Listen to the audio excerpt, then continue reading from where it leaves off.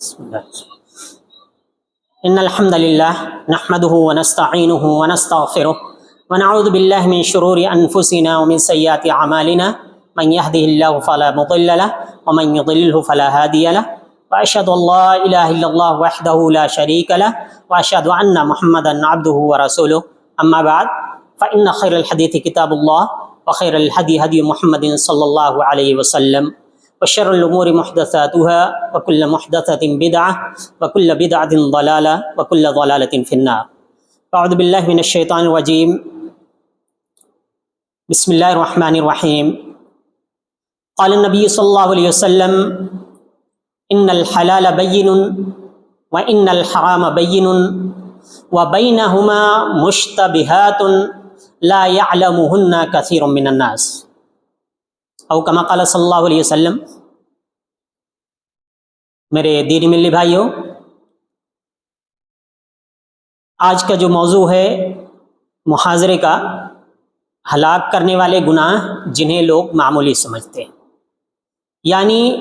وہ چیزیں جن کو شریعت نے حرام قرار دی ہیں، اور ان سے بچنا ہر مومن کے لیے، مرد ہو یا عورت، چھوٹا ہو یا بڑا، سبھی کے لیے ضروری ہے اور بچنا چاہیے. یہاں پر ہم تفریق نہیں کریں گے کہ چھوٹا گناہ ہے یا بڑا گناہ ہے. حرام حرام ہے، ہر حرام سے بچنا ہماری ذمہ داری ہے، ہر مسلمان کی ذمہ داری ہے، چاہے وہ چیز چھوٹی ہماری نظروں میں ہو یا بڑی ہو. کیونکہ گناہ اگر چھوٹا بھی ہو اور اس میں اصرار پایا جائے تو وہ بڑی شکل اختیار کر جاتا ہے، بڑا گناہ کے درجے میں آ جاتا ہے. اب ایک چیز جو ہمارے سامنے آتی ہے وہ یہ کہ شریعت نے اس کے لیے کیا ضابطہ بنایا ہے، حلال اور حرام کے لیے کیا ضابطے ہیں، کن چیزوں سے بچنا چاہیے، کن چیزوں سے نہیں بچنا چاہیے. رسول اکرم صلی اللہ علیہ وسلم نے حدیث پاک کے اندر واضح طور پر فرمایا ان الحلال بین وان الحرام بین، کہ جو حلال ہیں وہ بھی واضح ہیں اور جو چیزیں حرام کی گئی ہیں وہ بھی واضح ہیں. ان کے درمیان کچھ مشتبہ چیزیں ہیں، یعنی ایسی چیزیں ہیں جن کا حلال و حرام ہونا واضح نہیں ہے، یا بہت سارے لوگوں کو وہ بات سمجھ میں نہیں آتی ہے کہ یہ حلال ہے یا حرام ہے. تو ایسی صورت میں کیا کرنا چاہیے؟ آگے اسی حدیث کے اندر جو نعمان بن بشیر رضی اللہ عنہ کی ہے، رسول اکرم صلی اللہ علیہ وسلم نے فرمایا فَمَنِ اتَّقَى الشُّبُهَاتَ اسْتَبْرَأَ لِدِينِهِ وَعِرْضِهِ، کہ جو شبہات سے بچ گیا اس نے اپنے دین کو بھی بچا لیا اور اپنی عزت بھی بچا لی. کیونکہ مشتبہ چیزیں اگر آپ کو لگ رہی ہیں کہ یہ چیز حرام تک لے جانے والی ہے یا حرام ہو سکتی ہے تو آپ کو چاہیے کہ آپ اس سے بچ جائیں. ممکن ہے اگر آپ اس میں واقع ہو گئے تو آپ کا دین بھی ضائع ہوگا اور آپ کی عزت بھی ضائع ہوگی. اس لیے نبی صلی اللہ علیہ وسلم نے فرمایا فَمَنْ وَقَعَ فِي الشُّبُهَاتِ وَقَعَ فِي الْحَرَامِ، جو شبہات میں واقع ہو گیا وہ حرام میں واقع ہو گیا. کیونکہ شبہات یہ ذریعہ بن جاتے ہیں کبھی کبھار حرام تک جانے کا. اس کو آپ نے مثال کے ذریعہ رسول اکرم صلی اللہ علیہ وسلم نے یہ بات سمجھائی ہے، یعنی صرف حرام سے گویا کہ بچنا ضروری نہیں ہے، بلکہ حرام تک جو چیزیں لے جانے والی ہیں ان سے بھی بچنا ہمارے لیے ضروری ہے. آپ نے مثال دی کَالرَّاعِ یَرَىٰ حَوْلَ الْحِمَىٰ یُوشِکُ أَن یَرْتَعَ فِیہ، جیسے ایک چرواہا ہے اپنی بکریوں کو چرا رہا ہے کسی کی پراپرٹی کے پاس یا کسی بادشاہ کی زمین ہے اس کے پاس چرا رہا ہے، قریب ہے، بالکل قریب لے جائے گا تو ممکن ہے بکریاں یا جانور آگے بڑھ کر کے دو چار منہ مار دیں اور جس کے لیے چرنے کی اجازت نہیں تھی اس میں سے چر لیں اور نقصان پہنچا دیں. تو ایسے ہی جو حرام تک لے جانے والی چیزیں ہیں اگر آپ ان کے قریب جائیں گے تو اس لیے اس میں آپ حرام میں بھی واقع ہو جائیں گے. اس لیے شریعت صرف حرام سے نہیں منع کرتی، کیا کہتی ہے؟ لا تقربوا الزنا، زنا کے قریب ہی مت جاؤ. یہ نہیں کہا کہ زنا مت کرو، بلکہ قریب ہی نہ جاؤ، یعنی جو چیزیں اس تک لے جانے والی ہیں، جو سبب بن جاتی ہیں، جو ذریعہ بن جاتی ہیں، ان سے بھی بچنا ہے تاکہ آپ اصل چیز سے بچ سکیں۔ تو الا و ان لکل ملک حمد، کہ آپ نے مثال کے ذریعہ فرمایا کہ ہر بادشاہ کے لیے اپنے ایک چراگاہ ہوتی ہے، ایک سلطنت کے اندر اس نے اپنی جگہ ہوتی ہے، اس کی ایک دائرہ ہوتا ہے،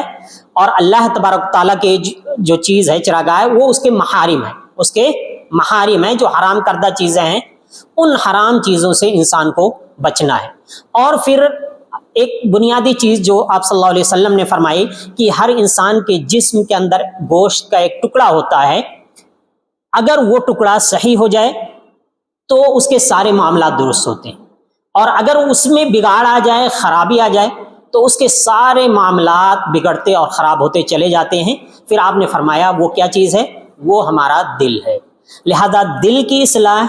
دل کی بہتری ضروری ہے۔ تو ایسی صورت میں کیا چیزیں ہیں جو صلاح قلب کی چیزیں بن سکتی ہیں، یعنی دل کی اصلاح کے لیے جو چیزیں ہو سکتی ہیں؟ اللہ تعالیٰ کی محبت ہے، اللہ تعالیٰ کے قضاء و قدر سے راضی ہونا ہے، اللہ تعالیٰ پر توکل کرنا، صبر و شکر کرنا،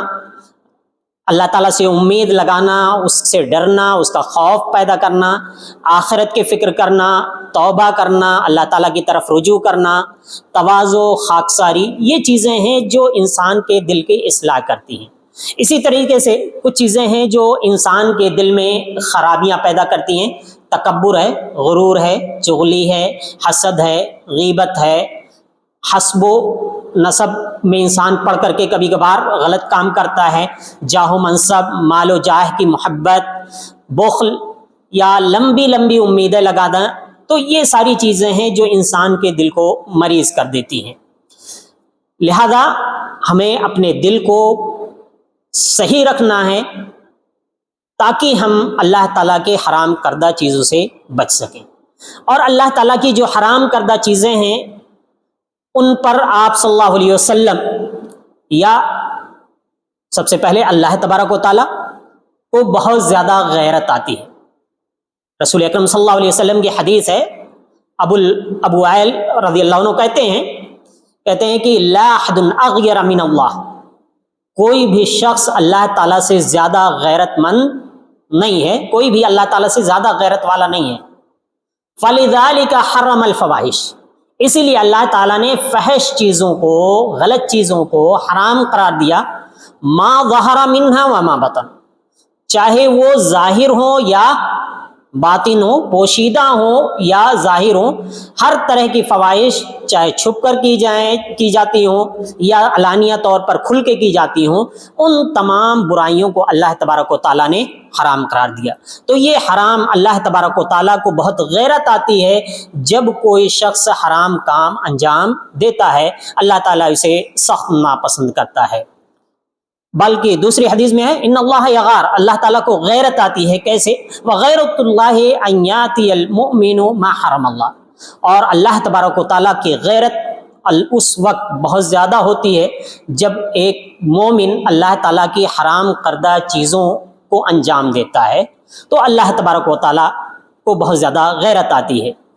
اسی طریقے سے رسول اکرم صلی اللہ علیہ وسلم کے تعلق سے ہے کہ آپ صلی اللہ علیہ وسلم نے اپنے لیے کبھی بھی انتقام نہیں لیا، کبھی بھی بدلہ نہیں لیا کسی سے اپنی ذات کے لیے، لیکن جب معاملہ شریعت کا ہوتا تھا، جیسا کہ عائشہ رضی اللہ عنہ کی حدیث ہے صحیح بخاری کی، من تقم رسول اللہ صلی اللہ علیہ وسلم لنفسہ فی شیء، کہ آپ صلی اللہ علیہ وسلم نے اپنے ذات کے لیے کبھی بھی انتقام نہیں لیا، بدلہ نہیں لیا، حتیٰ ینتہک من حرمات اللہ، یہاں تک کہ جب اللہ تعالیٰ کی حرمتیں پامال کی جاتی ہیں، حرام کردہ چیزوں کو انجام دیا جاتا ہے، ایسی صورت میں اللہ کے لیے آپ انتقام لیتے تھے، اسے سزا دیتے تھے، اسے ڈانٹتے تھے اس کے لیے، یہاں تک کہ آپ نے کہا کہ جو لوگ نماز چھوڑ کر کے مسجدوں میں گھروں میں رہتے ہیں، دل کرتا ہے کہ جا کر ان کے گھروں کے اندر آگ لگا دوں، ان کو جلا دوں، جبکہ آپ صلی اللہ علیہ وسلم رحمت للعالمین تھے۔ تو جب حرام چیزیں ہوتی ہیں تو اس چیز کو آپ صلی اللہ علیہ وسلم کبھی بھی برداشت نہیں کرتے تھے۔ اسی طریقے سے ہمارے اعمال بعض دفعہ ایسے ہوتے ہیں کہ ہم بہت ساری نیکیاں انجام دیتے ہیں، لیکن وہ نیکیاں ہمارے ان حرام چیزوں کی وجہ سے، جو حرام چیزیں ہم چپکے سے کرتے ہیں، چھپ کر کے کرتے ہیں، وہ نیکیاں ان حرام کردہ چیزوں کی وجہ سے یا حرمتوں کو پامال کرنے کی وجہ سے یہ کھا جاتی ہیں، اس کو ختم کر دیتی ہیں۔ رسول اکرم صلی اللہ علیہ وسلم نے فرمایا، حدیث ہے، صحیح حدیث ہے سنن ابن ماجہ کی، کہتے ہیں کہ میں ایسی قوم کے بارے میں جانتا ہوں جو قیامت کے دن آئیں گے، اتنی نیکیاں ہوں گی جیسے کہ تہامہ پہاڑ ہے، تہامہ پہاڑ کے برابر نیکیاں لے کر کے آئیں گے، لیکن اللہ تعالیٰ ان کو ریزہ ریزہ کر دے گا، بیکار کر دے گا، کسی کام کی نہیں رہ جائیں گی نیکیاں۔ تو ثوبان رضی اللہ عنہ کہتے ہیں، اللہ کے رسول صلی اللہ علیہ وسلم ذرا ہمیں بتائیے کہ بھلا وہ کون لوگ ہوں گے، ہمیں بتا دیجئے، ان کی صفت بیان کیجئے، وضاحت کر دیجئے، تاکہ ہم بھی جان جائیں کہ آخر یہ لوگ ہیں کون، کیسے لوگ ہیں، تاکہ ہم اسے بچ سکیں۔ تو آپ صلی اللہ علیہ وسلم نے کہا کہ یہ تمہارے ہی بھائی ہوں گے، تم ہی میں سے ہوں گے، اور ایسے نہیں بلکہ رات میں تہجد ادا کرنے والے ہوں گے، رات میں اٹھ کر کے گریہ وزاری کرنے والے ہوں گے، لیکن ان کا معاملہ کیا ہوگا؟ اذا خلو بمحارم اللہ انتہکوا، جب انہیں حرام کرنے کا موقع ملے گا تنہائی میں یا کہیں بھی، تو اس حرام کام کو انجام دے دیں گے، اس سے باز نہیں آئیں گے۔ تو یہ چیزیں ان کے نیکیوں کو ضائع و برباد کر دیں گے، ان کی نیکیاں بیکار ہو جائیں گی، کسی کام کی نہیں ہو۔ تو گویا کہ یہ حرام چیزوں کا انجام دینا ہمارے نیکیوں کے لیے بہت ہی خطرناک چیز ہے، یہ دھیرے دھیرے ختم ہوتی جائیں گی۔ اسی طریقے سے ایک دوسری حدیث میں جابر رضی اللہ عنہ کی حدیث ہے، صحیح مسلم کی، رسول اکرم صلی اللہ علیہ وسلم سے ایک صحابی پوچھتے ہیں،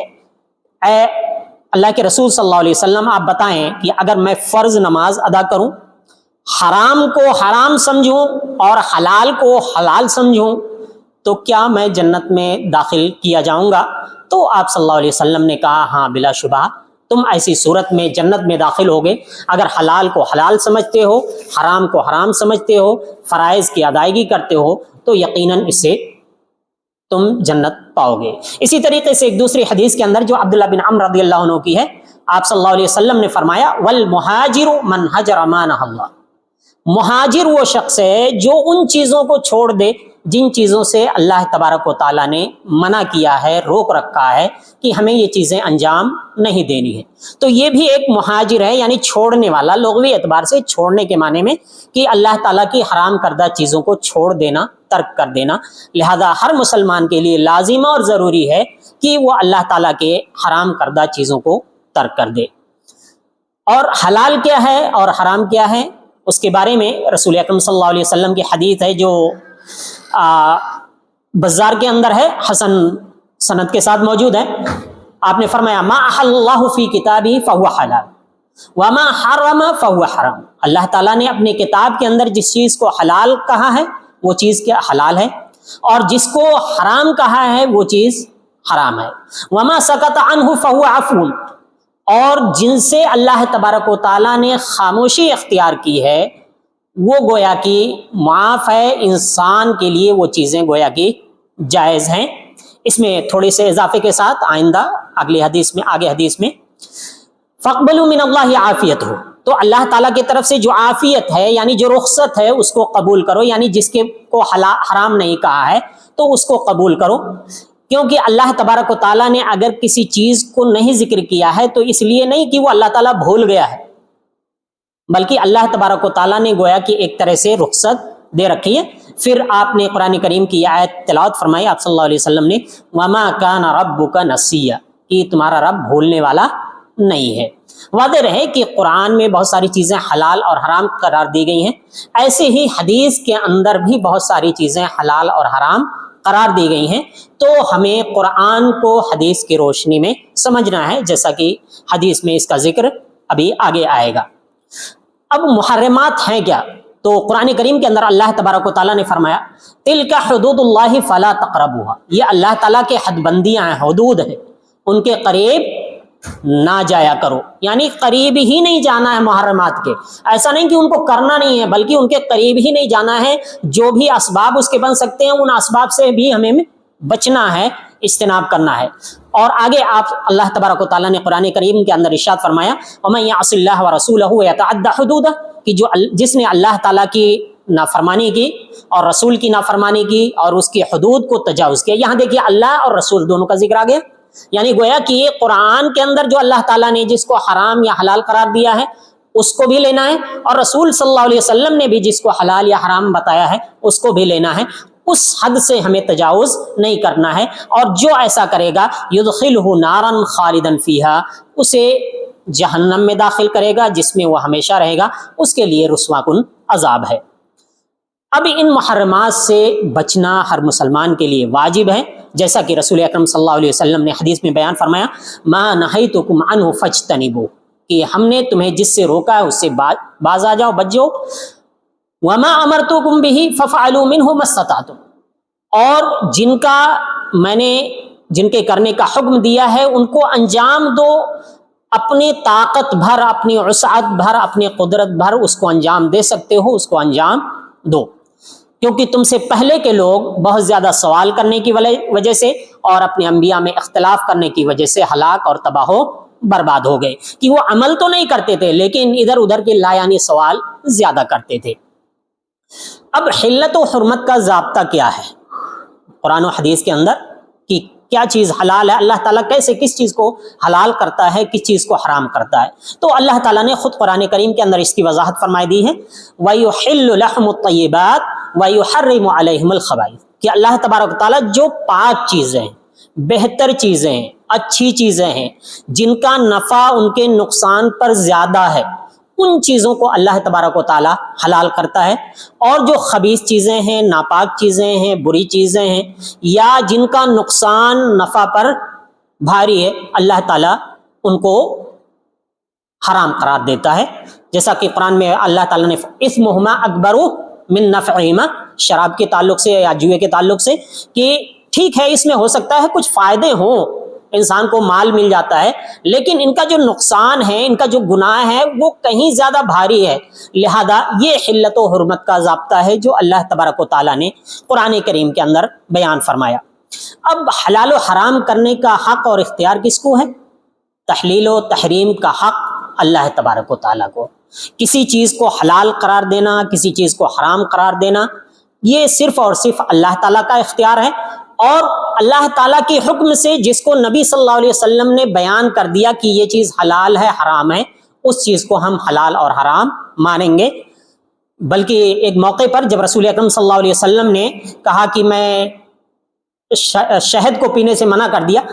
تو اللہ تبارک و تعالیٰ نے سخت انداز میں نبی صلی اللہ علیہ وسلم کو مخاطب کیا اور کہا کہ یا ایھا النبی لما تحرم ما احل اللہ لک, اس چیز کو اپنے اوپر حرام کیوں کر رہے ہیں جس کو اللہ تعالیٰ نے آپ کے لیے حلال قرار دیا. گویا کہ نبی کو بھی اللہ تبارک و تعالیٰ نے اختیار نہیں دیا, نبی وہی کرتے ہیں جو اللہ کے حکم سے ہوتا ہے. بس قرآن وحی جلی ہے اور حدیث کیا ہے, وحی خفی ہے.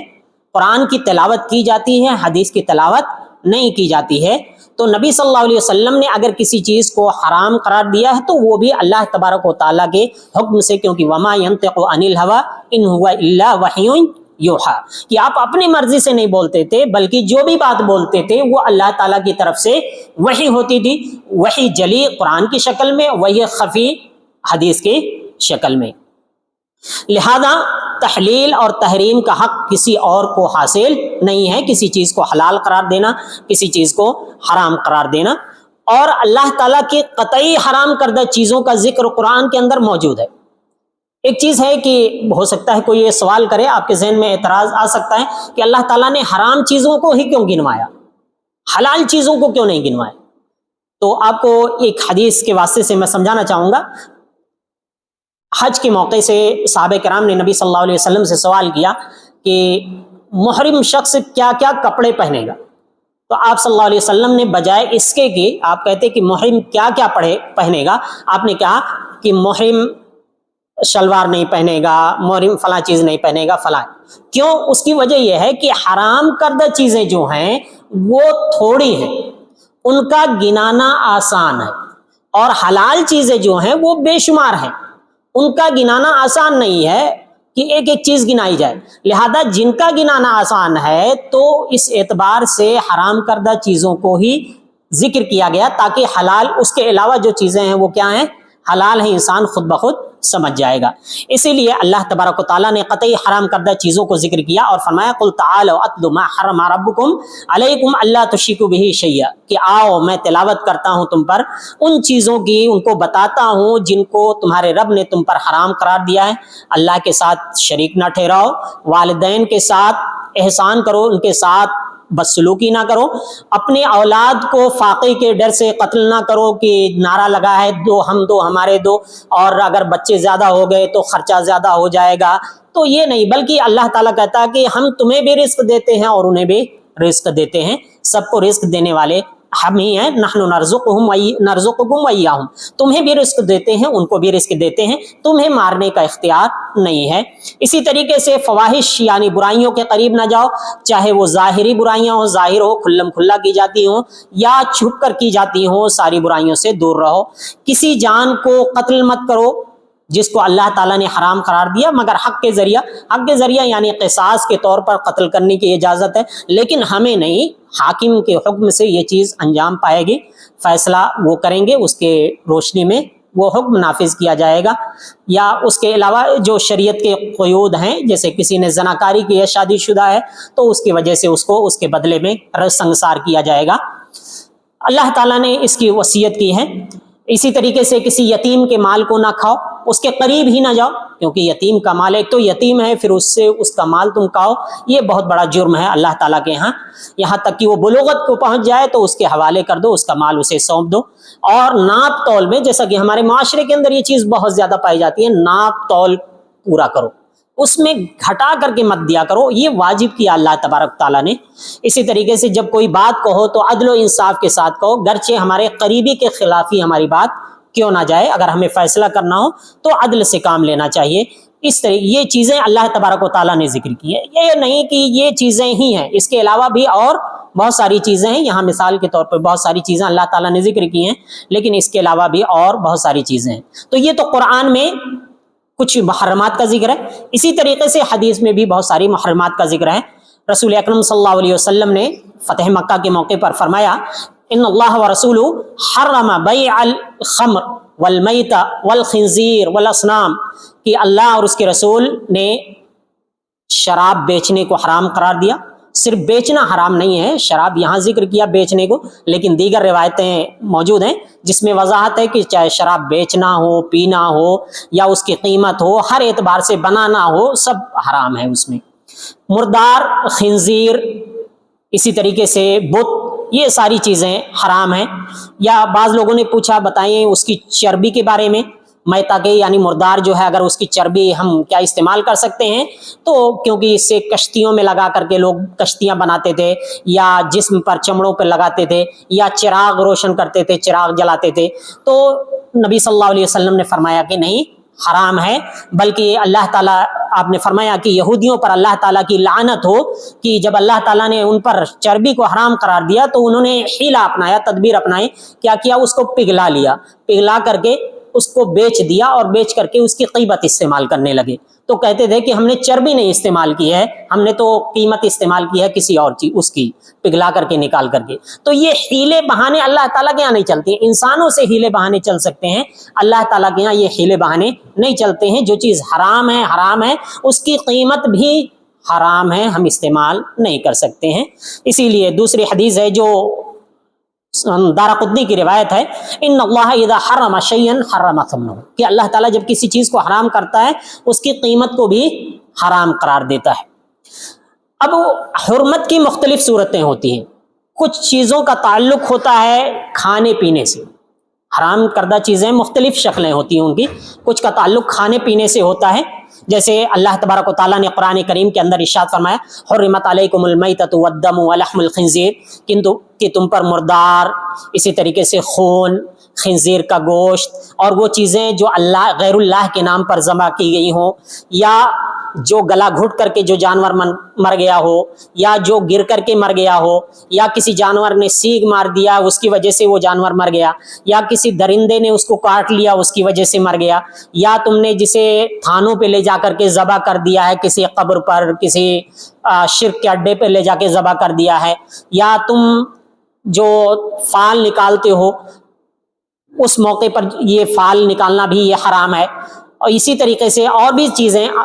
اللہ تبارک و تعالیٰ نے ذکر فرمائی ہیں، اور فرمایا آخر میں فمن اضطر فی مخمصۃ غیر متجانف لإثم فإن اللہ غفور رحیم. ہاں بعض دفعہ ایسی صورتحال پیش آ سکتی ہے کہ انسان مجبور ہو گیا ہے،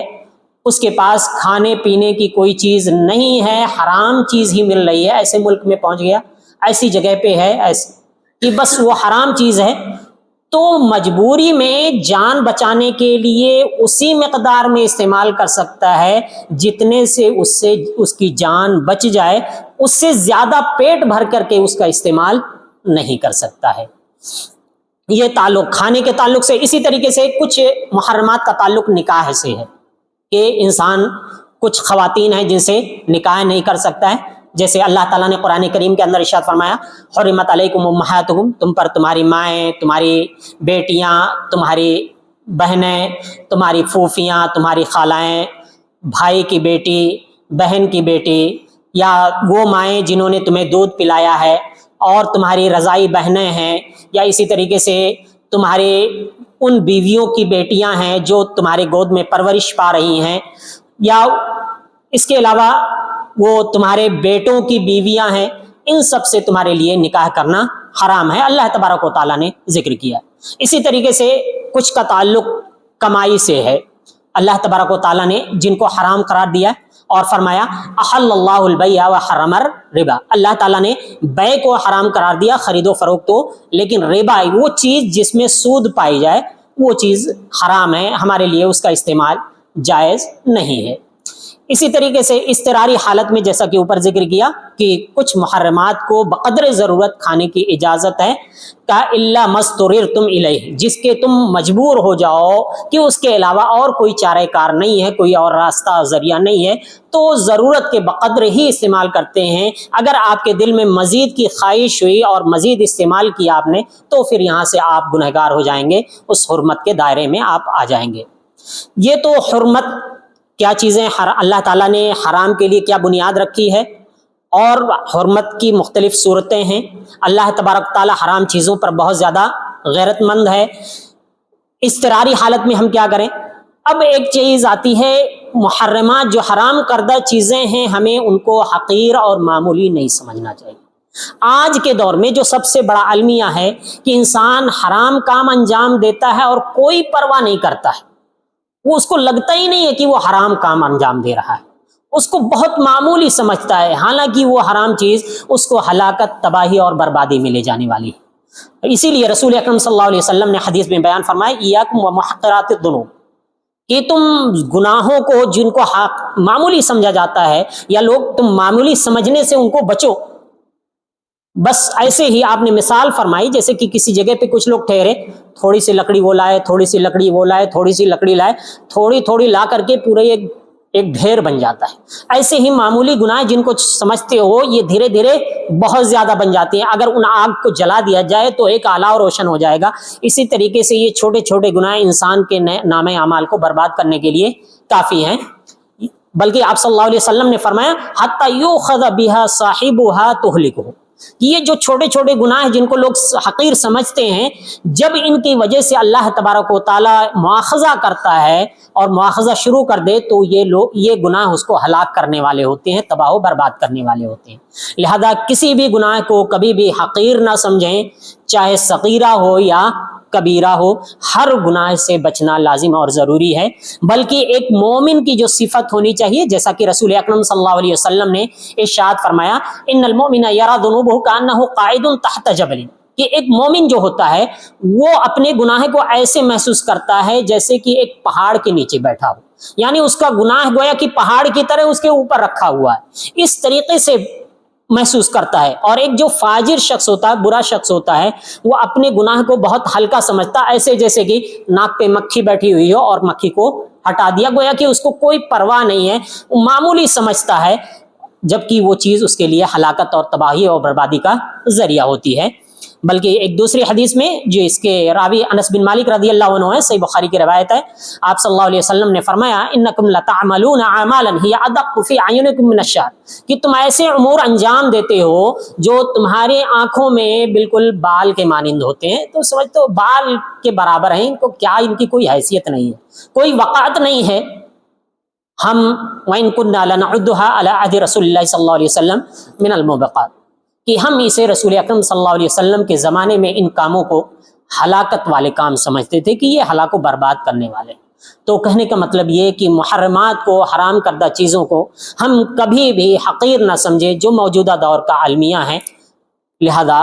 ہمیں اور آپ کو چاہیے کہ ہم محرمات سے بچیں اور کسی کو بھی حقیر نہ سمجھیں۔ محرمات میں اب میں ان محرمات کا ذکر کرتا ہوں جس میں سب سے پہلے شرک باللہ ہے۔ شرک سبھی جانتے ہیں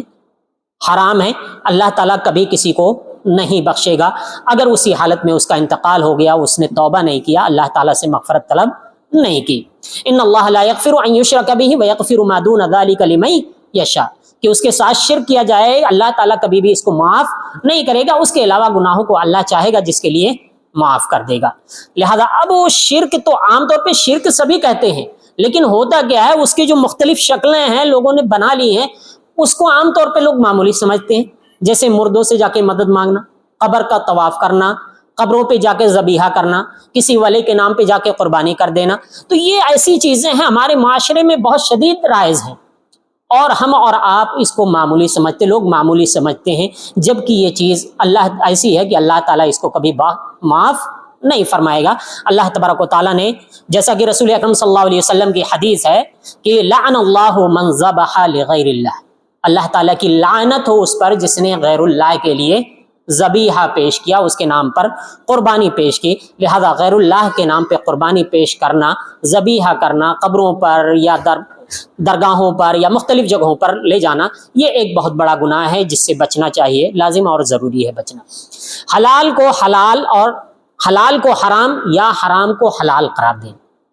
یعنی ابھی اس سے پہلے ذکر کیا، حلال کس چیز کو قرار دینا اس کا اختیار اللہ تعالیٰ کو ہے، کسی چیز کو حرام قرار دینا اس کا اختیار اللہ تعالیٰ کو ہے، لیکن ہمارے معاشرے میں ایسے بھی لوگ موجود ہیں کہ وہ اس کی پرواہ نہیں کرتے ہیں۔ قرآن کریم کی آیت ہے، اللہ تبارک و تعالیٰ نے فرمایا اتخذوا احبارهم ورهبانهم اربابا من دون اللہ، کہ انہوں نے اپنے احبار یعنی اپنے علماء کو، جو رہبان ان کے عالم تھے، ان کو اللہ کے علاوہ رب بنا لیا۔ کیسے بنا لیا؟ عدی بن حاتم رضی اللہ عنہ نبی صلی اللہ علیہ وسلم کے پاس آئے، وہ نصرانی تھے۔ جب آپ نے یہ آیت سنی، عدی بن حاتم رضی اللہ عنہ نے ان سے پوچھا، بعد میں اسلام لے آئے تھے، کہ یہ آیت پڑھ رہے ہیں کہ انہوں نے اپنے احبار اور رہبان یعنی علماء کو رب بنا لیا، تو کہنے لگے اللہ کے نبی صلی اللہ علیہ وسلم وہ تو ایسا نہیں کرتے تھے، رب نہیں مانتے تھے۔ تو رسول اکرم صلی اللہ علیہ وسلم کہتے ہیں یعنی ہم ان کی عبادت نہیں کرتے تھے۔ تو آپ نے فرمایا کیا ایسا نہیں ہے کہ وہ علماء اگر کسی حرام چیز کو حلال کہہ دیتے تھے تم حلال مان لیتے تھے، اور کسی حلال چیز کو حرام کہہ دیتے تھے تو تم حرام مان لیتے تھے؟ تو انہوں نے کہا ہاں ایسا تو کرتے تھے۔ تو آپ صلی اللہ علیہ وسلم نے کہا یہی تو ان کی عبادت ہے، گویا کہ ہم اگر کسی چیز کو جو حلال ہے حرام قرار دے رہے ہیں تو گویا کہ ہم ایک طرح سے اللہ تبارک و تعالیٰ کے دائرے اختیار میں داخل ہونے کی کوشش کر رہے ہیں، شرک کر رہے ہیں، اور اس کی وجہ سے اگر کوئی اس کی بات کو تسلیم کر رہا ہے تو گویا کہ اسے رب بنا رہا ہے، اس کی عبادت کر رہا ہے۔ لہذا ایسے لوگوں سے ہوشیار رہنے کی ضرورت ہے۔ اسی طریقے سے جادو ہے، بہت سارے معاشروں کے اندر جادو بہت تیزی سے پھیلتا ہے، لوگ اس پر عمل کرتے ہیں، کچھ لوگ فن کے نام پر، ٹیکنیک کے نام پر سیکھتے ہیں، اور معاشرے میں بہت سارے لوگ اسٹیج پر اس کو پیش کرتے ہیں، اپنا پیشہ بناتے ہیں، کمائی کا ذریعہ بناتے ہیں جادو کو۔ اللہ تبارک و تعالیٰ نے فرمایا وَمَا كَفَرَ سُلَيْمَانُ وَلَكِنَّ الشَّيَاطِينَ كَفَرُوا يُعَلِّمُونَ النَّاسَ السِّحْرَ، کہ سلیمان علیہ السلام نے کفر نہیں کیا بلکہ شیاطین نے کفر کیا کہ وہ لوگوں کو جادو سکھاتے تھے۔ گویا کہ جادو سکھانا یہ کفر ہے، اور اس کی سزا کیا ہے؟ اس کی سزا ہے جیسا کہ عمر رضی اللہ تعالیٰ عنہ نے لکھا اپنے دور خلافت میں کے موقع پر لوگوں کو، ان اقتلوا کل ساحر و ساحرہ فقتلنا ثلاث سواحر، آپ نے لکھا فرمان صادر کیا کہ ہر جادوگر اور ہر جادوگرنی کو قتل کر دو۔ لہذا بیان فرماتے ہیں راوی کہ ہم نے 3 جادوگروں کو قتل کر دیا، گویا کہ ان کی سزا کیا ہے، ان کو قتل کرنا ہے۔ اسلامی حکومت میں اتنا بڑا جرم ہے، چاہے جادو کا علاج جادو کے ذریعہ کرنا ہو، یا کسی پر جادو کرنا ہو کسی بھی شکل میں، یا جادو کا سیکھنا ہو، یا اس کے پیسے لینا ہو، یہ ساری صورتیں حرام ہیں۔ جو چاہے ہم ٹیکنیک کے نام پہ کریں، پیشے کے نام پر کریں، کسی بھی نام پہ کرتے ہوں، یہ ساری کی ساری صورتیں حرام ہیں۔ سیکھنا، سکھانا، اس سے کمائی کرنا ہر حالت میں حرام ہے، اور اس کی سزا جیسا کہ ذکر کی حدیث میں کہ قتل ہے۔ اسی طریقے سے کہانت ہے، کچھ کاہن ہوتے ہیں، کچھ پامسٹ ہوتے ہیں، کچھ لوگ غیب کا دعویٰ کرنے والے ہوتے ہیں، تو ان کے بارے میں واضح طور پر ہے کہ جس نے ان کی تصدیق کی اس نے کفر کیا یا نبی صلی اللہ علیہ وسلم کا انکار کیا، جیسا کہ حدیث میں ہے من اتی عرافا او کاہنا فصدقه بما یقول فقد کفر بما انزل علی محمد صلی اللہ علیہ وسلم۔ کسی نے اگر کوئی عراف کے پاس آیا، کسی کاہن اور نجومی کے پاس آیا اور اس کی تصدیق کی، اس کو مانا، جو بات اس نے بتائی ہے، تو اس نے اس چیز کا انکار کیا جو نبی صلی اللہ علیہ وسلم، محمد صلی اللہ علیہ وسلم پر اتاری گئی ہے، یعنی گویا کہ آپ کی شریعت کا، قرآن کا، حدیث کا انکار کر دیا۔ بلکہ دوسری روایت میں ہے لم تقبل له صلاۃ 40 یوما، اس کی نماز 40 دن تک قبول نہیں کی جائے گی۔ اگر کوئی کسی عراف کے پاس یا کاہن کے پاس آیا اور سوال کر لیا، تصدیق کی نہیں کی وہ الگ چیز ہے، آ کر کے اگر صرف سوال کر لیا تو 40 دن تک اس کی صلاۃ قبول نہیں کی جائے گی، جیسا کہ صحیح حدیث کے اندر یہ چیز موجود ہے۔ تو آج کل ہمارے معاشرے کے اندر لکیریں دکھانا، اسی طریقے سے وہ پرندے ہوتے ہیں، پرندوں کے ذریعہ لوگ جاتے ہیں، یہ سب کام کرتے ہیں، یہ معمولی سمجھتے، لوگ سمجھتے ہیں کہ یہ کوئی برائی ہے ہی نہیں، تو یہ ساری چیزیں غلط ہیں، شریعت میں اس کی اجازت نہیں ہے۔ اسی طریقے سے ستاروں اور سیاروں میں جو ہوتے ہیں کیا کہتے ہیں، مطلب نجوم، علم نجوم جسے کہا جاتا ہے کہ نجومی ہوتے ہیں، ستاروں اور سیاروں کو دیکھ کر کے حالات بیان کرتے ہیں کہ ایسا ہوگا، ایسا ہونے والا ہے، اس طرح کا علم سیکھنا، سکھانا یا اس کی خبر دینا، یہ سب کے سب، یا ان میں اثر کا عقیدہ رکھنا، یہ سب کا سب حرام ہے۔ جیسا کہ رسول اکرم صلی اللہ علیہ وسلم نے فرمایا کہ اصبح من عبادی مؤمن بی و کافر۔ صلح حدیبیہ کا موقع ہے، آپ نے فرمایا کہ میرے کچھ بندوں میں سے کچھ ایسے ہیں جنہوں نے صبح کی ہے ایمان کی حالت میں، اور کچھ ایسے ہیں کفر کی حالت میں انہوں نے صبح کی ہے۔ اللہ تبارک و تعالیٰ ایسا کہہ رہا ہے۔ کیسے ہوا؟ تو رسول اکرم صلی اللہ علیہ وسلم نے بیان فرمایا کہ یہ کیسے ہوا، وہ لوگ جنہوں نے کہا کہ بارش، اصل میں اس رات میں بارش ہوئی تھی جس وقت یہ آپ نے بات کہی تھی، جنہوں نے یہ کہا کہ یہ بارش جو ہے اللہ تعالیٰ کے فضل اور رحمت کی وجہ سے ہوئی ہے، تو انہوں نے ایمان کی حالت میں صبح کی ہے اور ستارے کا انکار کیا۔ اور جن لوگوں نے کہا کہ فلاں فلاں نچھتر کی وجہ سے بارش ہوئی ہے، اس نچھتر میں داخل ہو گئے لہذا بارش ہو رہی ہے، تو ان لوگوں نے گویا کہ ستاروں پر ایمان لاتے ہوئے صبح کی ہے اور شریعت کا انکار کیا ہے، مجھ پر میرا انکار کیا، اللہ تعالیٰ کا گویا کہ انکار کیا۔ تو ستارے پر ایمان لانا اور اس میں اثر کو ماننا کہ یہ ستارے کچھ نفع و نقصان پہنچا سکتے ہیں، کہ یہ ستارہ فلاں جگہ پہ پہنچ جائے گا، اس لیے بہت سارے لوگ اپنے نام جب رکھتے ہیں تو کیا کرتے ہیں، کسی نجومی کے پاس، یا شادی کے لیے جب شادی کا کہتے ہیں شبھ مہورت نکال دیجئے، یہ سب کیا ہے، یہ وہی ستاروں کی گردش اور اس طرح کا جو عقیدہ رکھتے ہیں کہ یہ چیزیں نفع و نقصان پہنچانے والی ہیں۔ یا بہت سارے دیگر مذاہب کے اندر ہوتا ہے کہ وہ اور گوتر ملاتے ہیں یا اس طرح کی چیزیں کرتے ہیں، تو یہ ساری چیزیں وہی غلط عقیدہ ہیں کہ ان میں گویا کی تاثیر ہے، جبکہ حقیقی اثر پیدا کرنے والا اللہ تبارک و تعالیٰ ہے۔ کوئی چیز بذات خود نفع اور نقصان کی مالک نہیں ہے، لہذا جو یہ عقیدہ رکھتا ہے گویا کہ وہ کفر کر رہا ہے، یہ حرام کام انجام دے رہا ہے۔ ہمارے لیے اس سے بچنا لازم اور ضروری ہے۔ اسی طریقے سے ہمارے معاشرے کے اندر بہت تیزی سے تعویذ، گنڈا، کڑے لگانا، ہاتھ میں پہننا، عام طور پر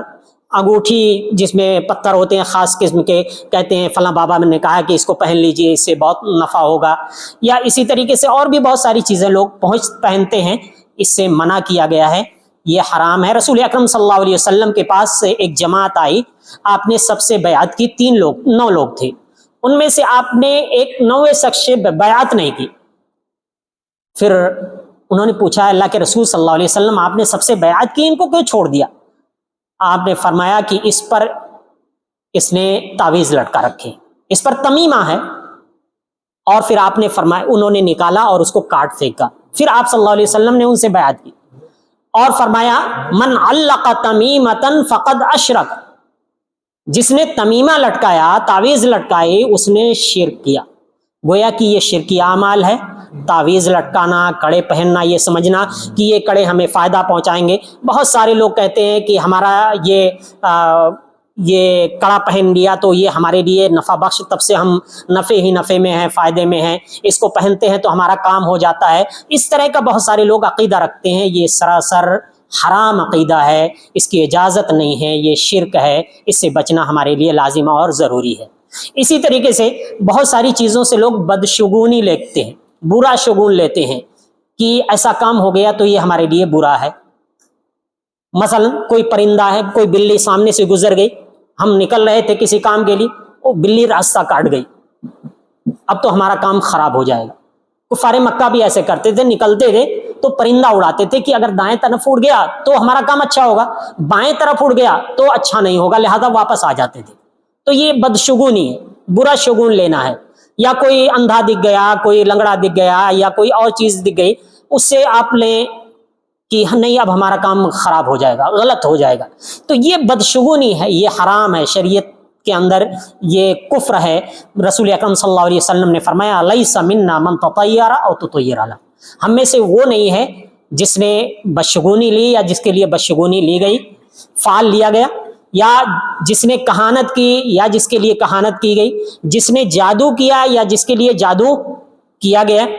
یا ومن اتی کاہنا فصدقه بما یقول فقد کفر بما انزل علی محمد صلی اللہ علیہ وسلم۔ اگر کسی نے کوئی کاہن کے پاس آیا اور اس کی تصدیق کی جو بات وہ کہہ رہا ہے، تو اس نے اس چیز کا انکار کیا، کفر کیا جو رسول اکرم صلی اللہ علیہ وسلم پر نازل کی گئی ہے۔ تو بلکہ ایک دوسری روایت میں واضح طور پر آپ نے فرمایا الطیرۃ شرکن، الطیرۃ شرکن، الطیرۃ شرکن، 3 بار دہرایا آپ نے کہ طیرہ شرک ہے، یعنی یہ بدشگونی لینا شرک ہے، شرک ہے، شرک ہے۔ ہاں اگر کوئی اللہ تعالیٰ پر دل میں اگر کوئی بات ایسی آئی، خیال وقتی طور پہ آیا، اس خیال کو نکال کر کے اللہ تعالیٰ پر توکل اور بھروسہ کر لیتا ہے کہ نہیں سب کچھ کا مالک اللہ تعالیٰ ہے، تو یہ چیز اس کے لیے بہتر ہوتی ہے، اللہ تعالیٰ اس چیز کو اس سے ختم کر دیتا ہے۔ لہذا ہمیں اس لیے ہمارے معاشرے میں بہت سارے لوگ ہوتے ہیں، کچھ نمبرات ہوتے ہیں، یہ 13 نمبر ہے، کچھ لوگ ہوتے ہیں کہ 13 نمبر وہ اپنے ہوٹل میں ہی نہیں رکھتے ہیں، یا اپنے بلڈنگوں میں نہیں رکھتے ہیں، یا کمپلیکس میں نہیں رکھتے ہیں کہ یہ ہمارے لیے برا ہے 13 نمبر، یہ نقصان دہ ہے۔ اس طرح کے بہت سارے نمبرات کے بارے میں لوگ عقیدہ رکھتے ہیں، تو یہ سب بدشگونی کی صورتیں ہیں جو حرام ہیں، شریعت میں اس کی اجازت نہیں، بلکہ یہ شرک میں لے جانے والی ہیں، جس سے بچنا ضروری ہے۔ اس لیے غیر اللہ کے، اسی طرح سے غیر اللہ کی قسم کھانا، یعنی اللہ کے علاوہ کوئی بھی ہو اس کی قسم کھانا، کچھ لوگ قرآن جو مطبوع ہے اس پر ہاتھ رکھ کے قسم کھلاتے ہیں، یہ بھی جائز نہیں ہے۔ صرف اللہ کی قسم آپ کھا سکتے ہیں، نہ تو نبی کی قسم کھا سکتے ہیں، نہ کسی۔ ہمارے معاشرے کے اندر جو تیزی سے رائج ہے، سر کی قسم، ماں کی قسم، بھائی کی قسم، بہن کی قسم، کسی کی بھی قسم آپ نہیں کھا سکتے ہیں، یہ حرام ہے، شرک ہے۔ رسول اکرم صلی اللہ علیہ وسلم کی واضح حدیث ہے من حلف بغیر اللہ فقد اشرک، جس نے اللہ کے علاوہ کسی کی بھی قسم کھائی اس نے شرک کیا۔ بلکہ دوسری حدیث ہے من حلف فقال فی حلفہ باللات والعزى، کہ جس نے قسم کھائی اور کہا کہ لات و عزیٰ کی قسم، تو اسے چاہیے لا الہ الا اللہ کہے، یعنی گویا کہ یہ اس کا توڑ ہے، اگر کبھی غلطی سے ہو گئی تو اسے چاہیے کہ لا الہ الا اللہ کا اقرار کرے، اپنی زبان سے ادا کہے۔ اور ومن قال لصاحب تعال اقامرک فلیتصدق، کہ اگر کوئی کسی اپنے ساتھی سے کہے کہ آؤ ہم جوا کھیلتے ہیں، تو اسے چاہیے کہ صدقہ کرے، یہ اس کے لیے گویا کہ ایک طرح سے وہ کفارہ ہے۔ اسی طریقے سے ہمارے معاشرے کے اندر ریاکاری، کسی بھی کام کو یہ سوچ کر نہ کرنا کہ اللہ تعالیٰ راضی اور خوش ہو جائے گا، بلکہ ہمارے دل میں یہ خیال آئے کہ لوگ دیکھ کر کے ہمیں صدقہ کرنے والا کہیں گے، بڑا سخی ہے، لوگ کہیں گے کہ بڑا نمازی ہے، لوگ کہیں گے کہ اللہ کے راستے میں بڑا خرچ کرنے والا ہے۔ اگر یہ چیز ہمارے دل کے اندر آ جائے تو یہ چیز ہمارے نام اعمال کو برباد کر دیتی ہے، ہمارے اعمال ضائع و برباد ہو جاتے ہیں۔ بلکہ رسول اکرم صلی اللہ علیہ وسلم نے فرمایا اخوف ما اخاف علیکم الشرک الاصغر، کہ میں تم پر جس بات کا سب سے زیادہ ڈرتا ہوں، جس بات کا خوف مجھے ہے، وہ شرک اصغر ہے۔ صحابہ نے پوچھا اللہ کے رسول صلی اللہ علیہ وسلم شرک اصغر کیا ہے؟ آپ نے فرمایا ریاکاری ہے، دکھاوا ہے، کہ انسان دکھاوے کے لیے کوئی کام انجام دے، تو یہ چیز ہمارے لیے بہت ہی خطرناک ہے۔ اسی طریقے سے ہمارے لیے جو چیز حرام ہے یا جس سے ہمیں بچنا چاہیے، جسے ہم معمولی سمجھتے ہیں، صلاۃ میں اطمینان کا نہ ہونا، سکینت وقار جو صلاۃ میں ہونی چاہیے وہ اگر نہ ہو تو وہ صلاۃ ہماری ہوتی نہیں ہے۔ عام طور پہ لوگوں کے اندر یہ چیز نہیں ہوتی۔ رسول اکرم صلی اللہ علیہ وسلم نے اسے سب سے بری چوری کہا، یعنی اس چوری کی جو سب سے بری قسم ہے وہ یہ ہے کہ انسان کے صلاۃ میں چوری کرے۔ آپ نے فرمایا اسوأ الناس سرقۃ الذی یسرق من صلاتی، لوگوں میں سب سے بڑا چور وہ ہے جو اپنے صلاۃ میں سے چوری کرے۔ قالوا یا رسول اللہ کیف یسرق من صلاتی، صحابہ نے پوچھا اللہ کے رسول صلی اللہ علیہ وسلم کوئی اپنے صلاۃ میں چوری کیسے کرے گا؟ کہا لا یتم رکوعها ولا سجودها ولا یقیم صلبہ من الرکوع فی الرکوع ولا فی السجود، کہ جو اپنے رکوع مکمل نہ کرے، یعنی ابھی گیا نہیں وہ کھڑا ہو گیا، پیٹھ سیدھی نہیں ہوئی ہے، سجدے میں گیا نہیں اٹھ گیا، ابھی مکمل سجدہ کیا نہیں، تو یہ ہے جو ایک چوری ہے جس میں طمانینت نہیں۔ انسان رکوع میں جائے، اس کی پشت برابر ہو جائے، بالکل سکون کے ساتھ دعا پڑھے، پھر مکمل سیدھا ہو کے کھڑا ہو جائے، دعا پڑھے، پھر مکمل جائے سجدے میں، مکمل طریقے سے وہاں پر سکون کے ساتھ سجدے کی دعا پڑھے، پھر اطمینان کے ساتھ بیٹھے۔ تو یہ چیزیں ہیں جن کا ہونا لازم اور ضروری ہے، ورنہ یہ سب سے بڑی چوری ہے جس سے بچنا ہمارے لیے لازم اور ضروری ہے۔ بلکہ ایک دوسری حدیث ذرا آپ سنیں اس بارے میں، کہ آپ صلی اللہ علیہ وسلم نے ایک شخص کو دیکھا کہ اپنے رکوع کو مکمل نہیں کر رہا ہے اور اپنے سجدے میں ایسے سجدہ کر رہا ہے جیسے کوا چونچ مارتا ہے، کہ کھانے کے لیے چونچ مارا اٹھا لیا، اس طرح سے سجدہ کر رہا ہے۔ آپ صلی اللہ علیہ وسلم نے فرمایا کہ اگر اس کی وفات اسی حالت میں ہو گئی تو یہ نبی صلی اللہ علیہ وسلم محمد صلی اللہ علیہ وسلم کی ملت کے علاوہ پر اس کی وفات ہوگی۔ تو یہ ہے طمانینت کا نہ ہونا۔ اسے عام طور پر ہمارے معاشرے کے اندر یہ چیز پائی جاتی ہے، لوگ اس پر توجہ نہیں دیتے ہیں بلکہ اس کو بہت معمولی سمجھتے ہیں، جبکہ اس صلاۃ کے اندر یہ طمانینت شرط ہے، ضروری ہے، اس کے بغیر ہماری صلاۃ نہیں ہوتی ہے۔ بلکہ آپ نے فرمایا کہ اس شخص کی صلاۃ ہی جائز نہیں ہوگی جو اپنے پشت کو رکوع اور سجود میں سیدھی نہیں رکھتا ہے، برابر نہیں رکھتا ہے، اور یہ اسی صورت میں ہو سکتا ہے برابر رکھے جبکہ اطمینان کے ساتھ ان کی ادائیگی کرے۔ لہذا اس میں سکون کا نہ ہونا یہ حرام ہے، جائز نہیں ہے۔ اسی طریقے سے صلاۃ کے اندر بہت زیادہ حرکت کرنا، کھلواڑ کرنا، یہ بھی ایک حرام چیز ہے۔ اللہ تعالیٰ نے فرمایا حافظوا علی الصلوات والصلاۃ الوسطی وقوموا للہ قانتین، کہ صلاۃ کی حفاظت کرو، خاص طور سے صلاۃ وسطی، صلاۃ عصر کی، اور بالکل پرسکون ہو کر کے کھڑے ہو جاؤ، کوئی بات چیت نہیں ہونی چاہیے۔ یہاں تک کہ آپ نے کہا کہ کسی کنکری کو بھی اگر سامنے پڑی ہوئی ہے اس کو بھی نہ چھوؤ، الا کہ اگر بہت ضروری ہو سجدہ کرنا ہے اور لگے کہ سجدہ کریں گے تو پیشانی میں چبھ جائے گی، تکلیف ہوگی، آپ کے خشوع و خضوع میں فرق پڑے گا، صلاۃ پر فرق پڑے گا، تو آپ ایک بار اس کو سائیڈ میں کر دیں، ہٹا دیں، اتنا کر سکتے ہیں، اس سے زیادہ آپ نہیں کر سکتے ہیں۔ ہاں اگر آپ کا موبائل بج رہا ہے جس کی وجہ سے دوسروں کی نماز میں خلل پیدا ہو سکتی ہے، آپ اس کو نکال کے بند کر سکتے ہیں، کیونکہ نبی صلی اللہ علیہ وسلم صلاۃ کی حالت میں امامہ رضی اللہ عنہ کو اٹھا کر کے گود میں لیتے تھے، صلاۃ ادا کرتے تھے، پھر اتار دیتے تھے رکوع اور سجدے کی حالت میں، تو اس حد تک اجازت ہے جس کی وجہ سے صلاۃ میں خلل پیدا نہ ہو۔ لیکن عام حالات میں کپڑے سیدھے کرنا، سر پہ ہاتھ پھیرنا، داڑھی پہ ہاتھ پھیرنا، ادھر ادھر حرکتیں کرنا بلا وجہ کہ یہ ساری چیزیں جائز نہیں ہے، حرام ہے۔ اسی طریقے سے یہ سمجھنا کہ چلو ہم جلدی سے رکوع کر لیں، سجدہ کر لیں، یعنی مقتدی کا امام سے پہلے رکوع یا سجدہ کر لینا یا پہلے کھڑے ہو جانا۔ رسول اکرم صلی اللہ علیہ وسلم نے فرمایا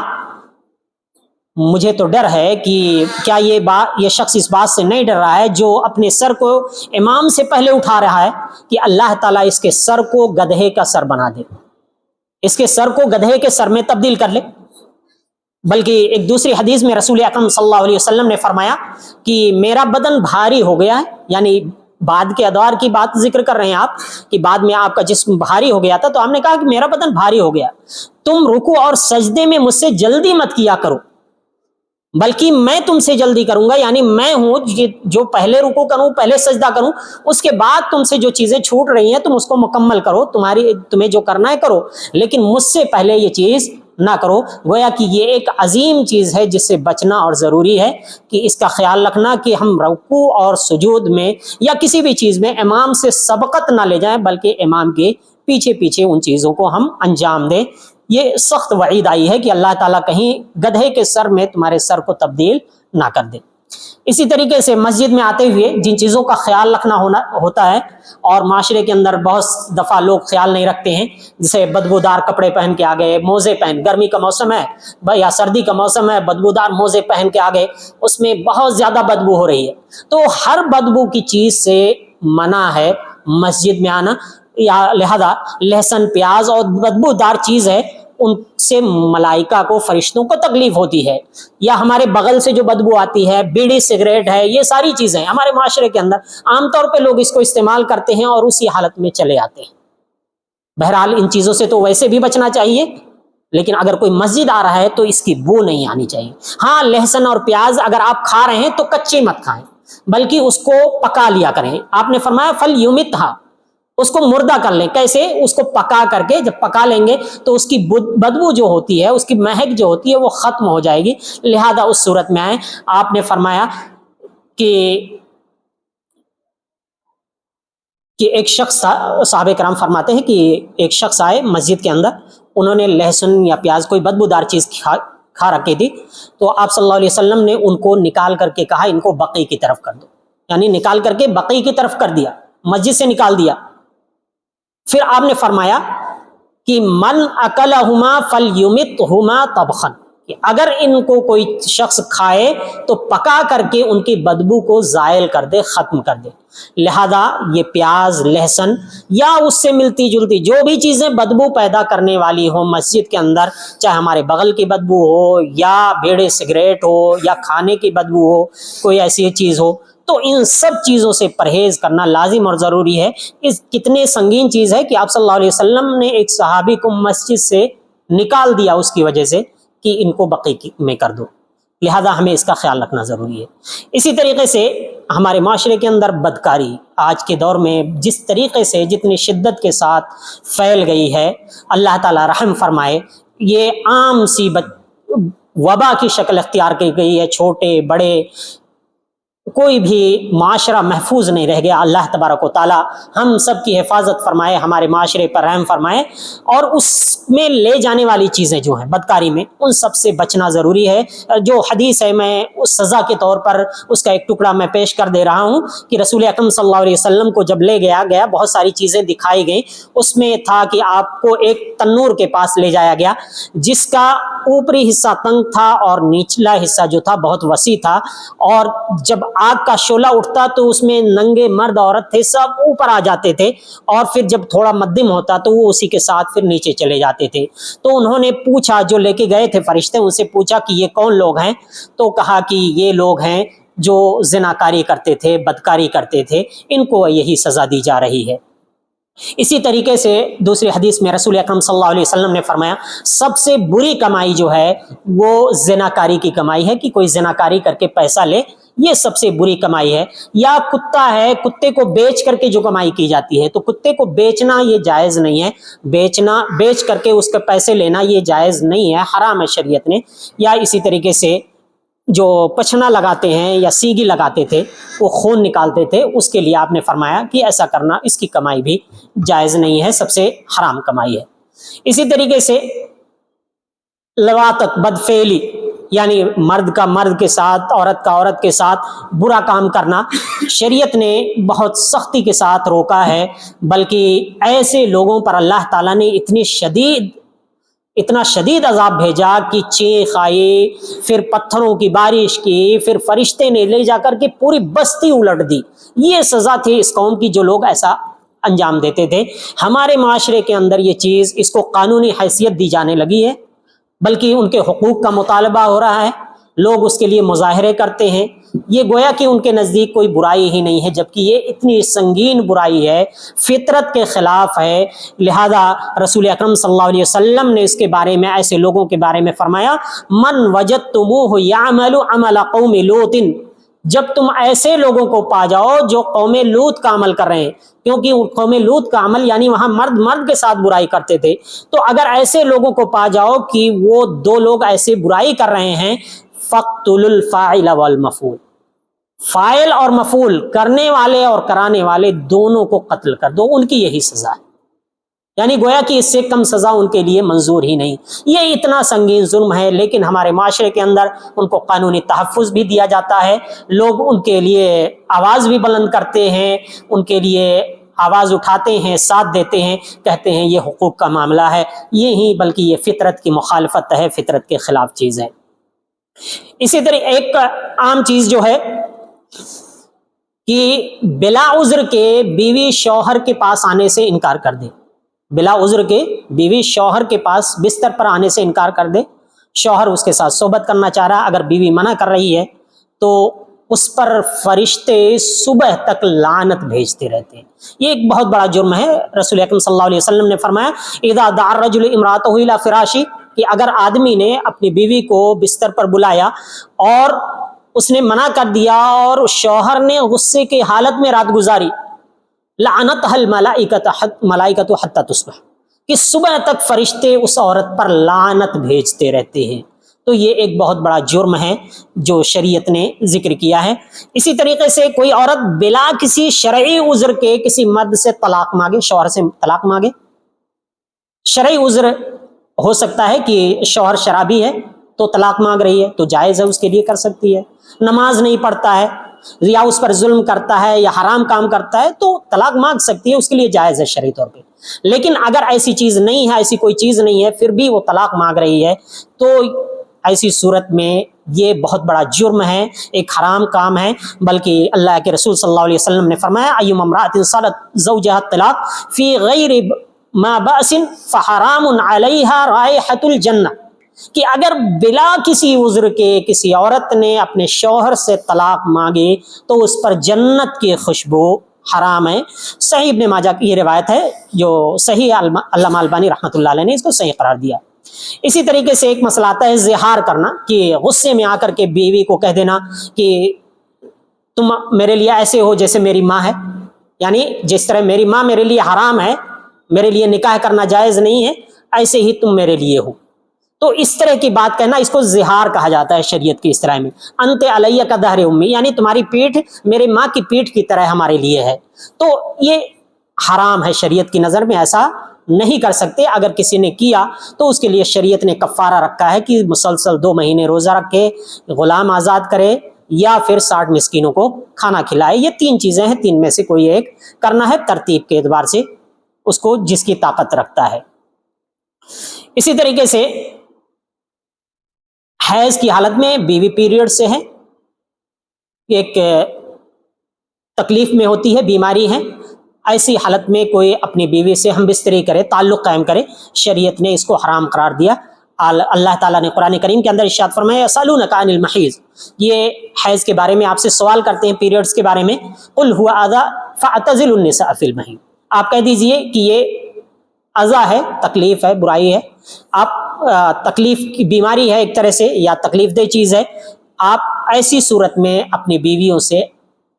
علیحدہ رہیے، یعنی ان کے ساتھ ہم بستری مت کیجیے، تعلق قائم مت کیجیے، اور اس وقت تک قریب نہ جائیے۔ قریب جانے کا مطلب ایسا نہیں کہ ان کے ساتھ اٹھ بیٹھ نہیں سکتے ہیں، کھا پی نہیں سکتے ہیں، مطلب یہ کہ ان سے ہم بستری نہیں کر سکتے ہیں، یہاں تک کہ وہ پاک ہو جائیں۔ جب پاک ہو جائیں غسل کر لیں، اس کے بعد آپ کے لیے جائز ہے، لیکن اس حالت میں ایسا کرنا جائز نہیں ہے، حرام ہے، شریعت نے اسے منع کیا ہے۔ اسی طریقے سے شوہر کا بیوی سے ہم بستری کرنا اس کے پچھلی شرمگاہ میں، شریعت نے اس کو بھی حرام قرار دیا ہے۔ جائز جو محل ہے، جو طریقہ ہے، طریقے کے بارے میں شریعت نے منع نہیں کیا، لیکن جگہ کے تعلق سے شریعت نے جگہ خاص کی ہے کہ اس جگہ کا آپ استعمال کر سکتے ہیں، لیکن اس کے علاوہ دوسری جگہ کا استعمال نہیں کر سکتے ہیں۔ اللہ کے رسول صلی اللہ علیہ وسلم نے فرمایا ملعون من اتى امرأته في دبرها، کہ وہ شخص ملعون ہے، اس پر لعنت ہے جو اپنی بیوی کے پچھلی شرمگاہ میں آ کر کے ہم بستری کرتا ہے، اس پر لعنت ہے۔ اور دوسری حدیث ہے کہ من اتى حائضا او امرأة في دبرها او کاہنا فقد کفر بما انزل على محمد صلی اللہ علیہ وسلم، کہ جو کسی حائضہ سے اس نے بستری کی یا کسی عورت کے پچھلی شرمگاہ میں آ کر کے اس نے اپنی خواہش پوری کی، یا کسی کاہن کے پاس آیا تو ایسی صورت میں اس نے اس چیز کا انکار کیا جو رسول اکرم صلی اللہ علیہ وسلم پر نازل کی گئی ہے، تو ایسا کرنا حرام ہے، جائز نہیں ہے، لہذا ہر انسان کے لیے ضروری ہے کہ وہ اس سے اجتناب کرے۔ اسی طریقے سے جو چیزیں حرام کی گئی ہیں انہی میں سے ہے بیویوں کے درمیان عدل و انصاف نہ کرنا۔ اگر ایک شخص کے پاس طاقت ہے، ایک سے زائد شادی کر رکھی ہے، تو لازم اور ضروری ہے کہ بیویوں کے درمیان عدل و انصاف سے کام لے، کیونکہ رسول اکرم صلی اللہ علیہ وسلم نے فرمایا من کانت لہ امرأتان فمال الی احدہما جاء یوم القیامۃ وشقہما، کہ اگر کسی کے پاس دو بیویاں ہیں تو ان میں سے کسی کو زیادہ چاہتا ہے، کسی دوسری کو کم چاہتا ہے، تو وہ قیامت کے دن آئے گا، اس کا ایک پہلو جھکا ہوا ہوگا، ایک پہلو اٹھا ہوا ہوگا، یہ اس کے عدم انصاف پر دلالت کرے گا کہ یہ شخص انصاف نہیں کر رہا تھا، تو گویا کہ یہ ایک جرم ہے، شریعت نے اس سے منع کیا ہے۔ اگر کسی کے پاس طاقت ہے، ایک سے زائد شادی کر رکھا ہے، تو ضروری ہے کہ بیویوں کے درمیان انصاف سے، عدل سے کام لے۔ اسی طریقے سے جو ہمارے معاشرے کے اندر بہت زیادہ عام ہو گئی ہے، جسے عام طور پہ لوگ اہمیت ہی نہیں دیتے ہیں، غیر محرم سے، یعنی شریعت نے جن سے ملنے کی اجازت دی ہے ان کے علاوہ سے جا کر کے کسی خاتون کا ملنا یا کسی مرد کا ملنا، یا جان بوجھ کر دیکھنا، بار بار ان کو گھور کر دیکھنا، اور یہ کہنا کہ ایک نظر چلیے معاف ہے، مقصد بار بار دیکھنا ہوتا ہے۔ یہ معاشرے کے اندر یہ ایسی چیز ہو گئی ہے کہ لوگ اسے گناہ ہی عام طور پہ گویا کہ نہیں سمجھتے، ایک طرح سے ذہن کے اندر یہ چیز پیدا ہو گئی۔ رسول اکرم صلی اللہ علیہ وسلم نے فرمایا لا يدخلن رجل بعد يوم هذا على مغيبة الا معه رجل او اثنان، اگر کبھی کسی کے ساتھ کسی خاتون کے پاس، غیر محرم کے پاس جانے کی ضرورت پڑ گئی کسی کام کی وجہ سے، تو آپ نے فرمایا کہ دو لوگ اس کے ساتھ، ایک آدمی یا دو آدمی ہونے چاہیے، تنہائی میں تو بالکل بھی نہیں جانا ہے، اس کی اجازت ہی نہیں ہے، کیونکہ آپ نے فرمایا دوسری حدیث کے اندر لا يخلون رجل بامرأة فإن الشیطان ثالثهما، کہ جب بھی کوئی مرد کسی عورت کے ساتھ خلوت میں، تنہائی میں ہوتا ہے، تو تیسرا ان کے ساتھ شیطان ہوتا ہے جو انہیں غلط کام پر ابھارتا ہے، لہذا تنہائی میں جانا ہی نہیں ہے۔ کوئی یہ نہ کہے کہ ہمارا دل پاک ہے، ہماری نیت صحیح ہے، نہیں، شریعت نے یہ کوئی قید نہیں لگا رکھی ہے، آپ کا دل پاک ہے لیکن شیطان پاک نہیں ہے، شیطان آپ کو نہیں بچنے دے گا، لہذا آپ کو شیطان سے بچنا ہے۔ جو شریعت نے حد بندی قائم کی ہے اس کے مقاصد ہیں، اسی لیے کہا لا تقربوا، قریب نہ جاؤ، یعنی اسباب سے بھی منع کر دیا ہے جو اسباب بھی بن سکتے ہیں۔ بلکہ دوسری حدیث کے اندر رسول اکرم صلی اللہ علیہ وسلم نے فرمایا کہ کسی آدمی کے سر میں سوئیاں چبھوئی جائیں، یہ زیادہ بہتر ہے اس سے کہ کسی خاتون کو جو اس کے لیے حلال نہیں ہے اس کو چھوئے، اس پر ہاتھ رکھے۔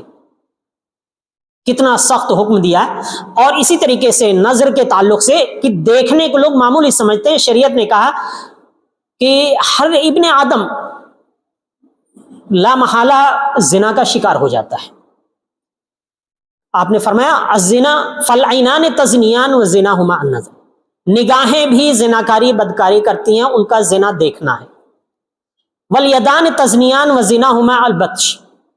کہ ہاتھ زناکاری کرتے ہیں، ان کی زناکاری پکڑنا ہے۔ پیر یہ دونوں زناکاری کرتے ہیں، ان کی زناکاری ہے، برائی کے لیے چل کے جانا ہے۔ اور منہ جو ہے یہ بھی زناکاری کرتے ہیں، اس کے ذریعے انسان بوسہ لیتا ہے یا اس طریقے سے جو کام انجام دے، یہ بھی ایک زناکاری ہے۔ اور آخر میں آپ نے فرمایا شرمگاہ کے ذریعہ اس کی تصدیق و تکذیب ہوتی ہے، یہ سب سے بڑی زناکاری ہے۔ لہذا یہ ساری کی ساری صورتیں زناکاری ہیں، دیکھنا، چھونا، اس کے لیے چل کے جانا کہ چلو پیچھے پڑھ کر کے تھوڑا آگے بڑھ کر کے دیکھ لیں کیسی شکل ہے، کیسی صورت ہے، یا جو بھی صورت ہو، یہ ساری صورتیں حرام ہیں، یہ زناکاری ہے، شریعت نے اس سے منع کر رکھا ہے۔ اسی طریقے سے عورت کا گھر سے عطر لگا کے نکلنا آج کے معاشرے میں تو عام سی بات ہو گئی ہے۔ پرفیوم، طرح طرح کے پرفیوم آ گئے، میرے خیال سے خواتین مردوں کے مقابل میں زیادہ استعمال کرتی ہیں آج کے معاشرے میں، جبکہ رسول اکرم صلی اللہ علیہ وسلم نے، شریعت نے بڑی ہی سختی سے منع فرمایا ہے۔ فرمایا ایما امرأۃ استعطرت فمرت بقوم لیجدوا من ریحها فہی زانیہ، کہ اگر کوئی عورت خوشبو لگا کے نکلی کسی قوم کے پاس سے تاکہ لوگ اس کی خوشبو محسوس کریں، لوگوں کو اس کی خوشبو ملے، پسند کریں، تو وہ زانیہ ہے۔ بلکہ آپ نے دوسری حدیث میں فرمایا کہ اگر کوئی شخص کسی صلاۃ کے لیے مسجد نکلتی ہے خوشبو لگا کر کے، تو اس کے لیے لازم اور ضروری ہے کہ وہ جا کر کے غسل کرے، جیسے غسل جنابت کیا جاتا ہے، پھر اس کے بعد آ کر کے صلاۃ ادا کرے، ورنہ اس کی صلاۃ قبول نہیں کی جائے گی۔ عورتوں کو بعض حالات میں خوشبو لگانے کی اجازت ہے، لیکن اس کے خوشبو کی صورت الگ ہے۔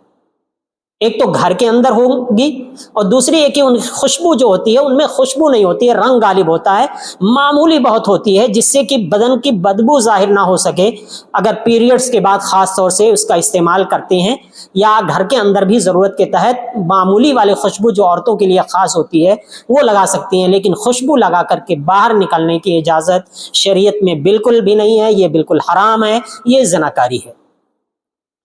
بغیر محرم کے، بغیر گھر واجے سے، باپ ہے، بھائی ہے، سگا بھائی ہے، ان سب کے بغیر ایک عورت کا باہر نکلنا، تو شریعت نے اس کو بھی حرام قرار دیا ہے، بلکہ حکم دیا ہے۔ قرآن رسول اکرم صلی اللہ علیہ وسلم کی حدیث ہے لا یحل لامرأۃ تؤمن باللہ والیوم الآخر ان تسافر مسیرۃ یوم ولیلۃ لیس معها حرمہ، کہ کسی خاتون کے لیے حلال نہیں ہے جو یوم اللہ پر اور آخرت کے دن پر ایمان رکھتی ہو کہ ایک دن سے زیادہ، ایک دن کی سفر کرے، ایک دن یا ایک رات کی سفر کرے اور اس کے ساتھ اس کا کوئی محرم موجود نہ ہو۔ ایسا کرنا جائز نہیں ہے، لیکن آج کل سفر کرنا خواتین کا تنہا، اور گارجین بھی بھیج دیتے ہیں، یہ عام سی بات ہو گئی ہے۔ بہرحال یہ ایک سنگین جرم ہے جس کی وجہ سے معاشرے میں بہت ساری برائیاں بھی ہوتی ہیں، بہت سارے حادثات بھی ہوتے ہیں۔ اسی طریقے سے غیر محرم کا کسی کو عمدن دیکھنا، جیسا کہ اوپر ذکر آ گیا، اور یہی نہیں بلکہ مرد کا مرد کی شرمگاہ کو یا عورت کا عورت کی شرمگاہ کو دیکھنا بھی جائز نہیں ہے۔ رسول اکرم صلی اللہ علیہ وسلم نے فرمایا، ایک تو یا علی لا تتبع نظرۃ نظرۃ، اے علی رضی اللہ عنہ، کہ آپ نظر کے بعد نظر نہ لگائیں، یعنی ایک کے بعد اگر غلطی سے اچانک کسی کی نظر پڑ گئی تو وہ تو ٹھیک ہے، آپ فوراً اپنی نظر واپس لے لیجیے، لیکن اب اس کے بعد گھور کے آپ ٹکٹکی بات کے دیکھتے جاتے رہیں، یہ اس کی اجازت نہیں ہے۔ آپ کو پہلے کا اختیار تو تھا کہ غلطی سے پڑ گئی ہے، لیکن اس کے بعد کا اختیار نہیں ہے، وہ آپ کے لیے گناہ کا سبب ہے۔ اسی طریقے سے دوسری حدیث میں رسول اکرم صلی اللہ علیہ وسلم نے فرمایا کہ لا ينظر الرجل الى عورت الرجل، کہ مرد مرد کے شرمگاہ کو نہ دیکھے اور نہ ہی عورت عورت کے شرمگاہ کو دیکھے۔ اسی طریقے سے نہ تو مرد مرد کے ساتھ ایک کپڑے میں رہے، کہ ایک ہی چادر ہے، کوئی اور بیچ میں کپڑا نہیں ہے، دونوں ایک ہی کپڑے میں لپٹ گئے، یا اسی طریقے سے ایک خاتون، دو گھر کی یا کہیں کی بھی ہو، دو خاتون ایک کپڑے میں لپٹ جائیں، بیچ میں اور کوئی کپڑا نہیں ہے، تو ایسا کرنا کسی کے لیے جائز نہیں ہے، شریعت نے اس کو حرام قرار دیا ہے۔ اسی طریقے سے آج کل عام طور پہ معاشرے میں جو بے پردگی کی صورت بنی ہوئی ہے، کیا کہتے ہیں کہ ہمارا دل صاف ہے، ہم پردہ گرچہ نہیں اوڑھتے ہیں، نہیں کرتے ہیں، لیکن ہمارا دل صاف ہے۔ یہ بتائیے قرآن میں جو اللہ تعالیٰ نے حکم دیا، کیا کس کو حکم دیا؟ اللہ تعالیٰ نے فرمایا یا ایھا النبی قل لازواجک وبناتک ونساء المؤمنین یدنین علیہن من جلابیبہن، اے نبی صلی اللہ علیہ وسلم، آپ اپنی ازواج کو، اپنی بیویوں کو حکم دے دیجئے، اپنی بیٹیوں کو حکم دے دیجئے، اور مومنوں کی عورتوں کو حکم دے دیجئے کہ وہ اپنے اوپر چادر ڈال لیا کریں، پردہ کر لیا کریں۔ یہ حکم کن کو تھا؟ سب سے معزز انسان کی معزز بیویوں کے لیے، اور اس دور کے سب سے معزز ہستیاں صحابہ کرام کے لیے اور ان کی خواتین کے لیے۔ ان کا دل صاف نہیں تھا، یا ان کے دل میں کجی تھی؟ اگر یہ حکم ان کے لیے ہے تو ہمارا دل صاف ہے تو ہمارے لیے نہیں ہوگا؟ صرف دل صاف ہونا کافی نہیں ہے، اس کا ظاہر نظر آنا بھی ضروری ہے، شریعت نے جس کا حکم دیا ہے اس کی پابندی بھی ضروری ہے۔ اسی طریقے سے عورتوں کا تنگ لباس پہننا، باریک لباس پہننا، یا ان لباسوں پر طرح طرح کے تصویریں بوتل کے یا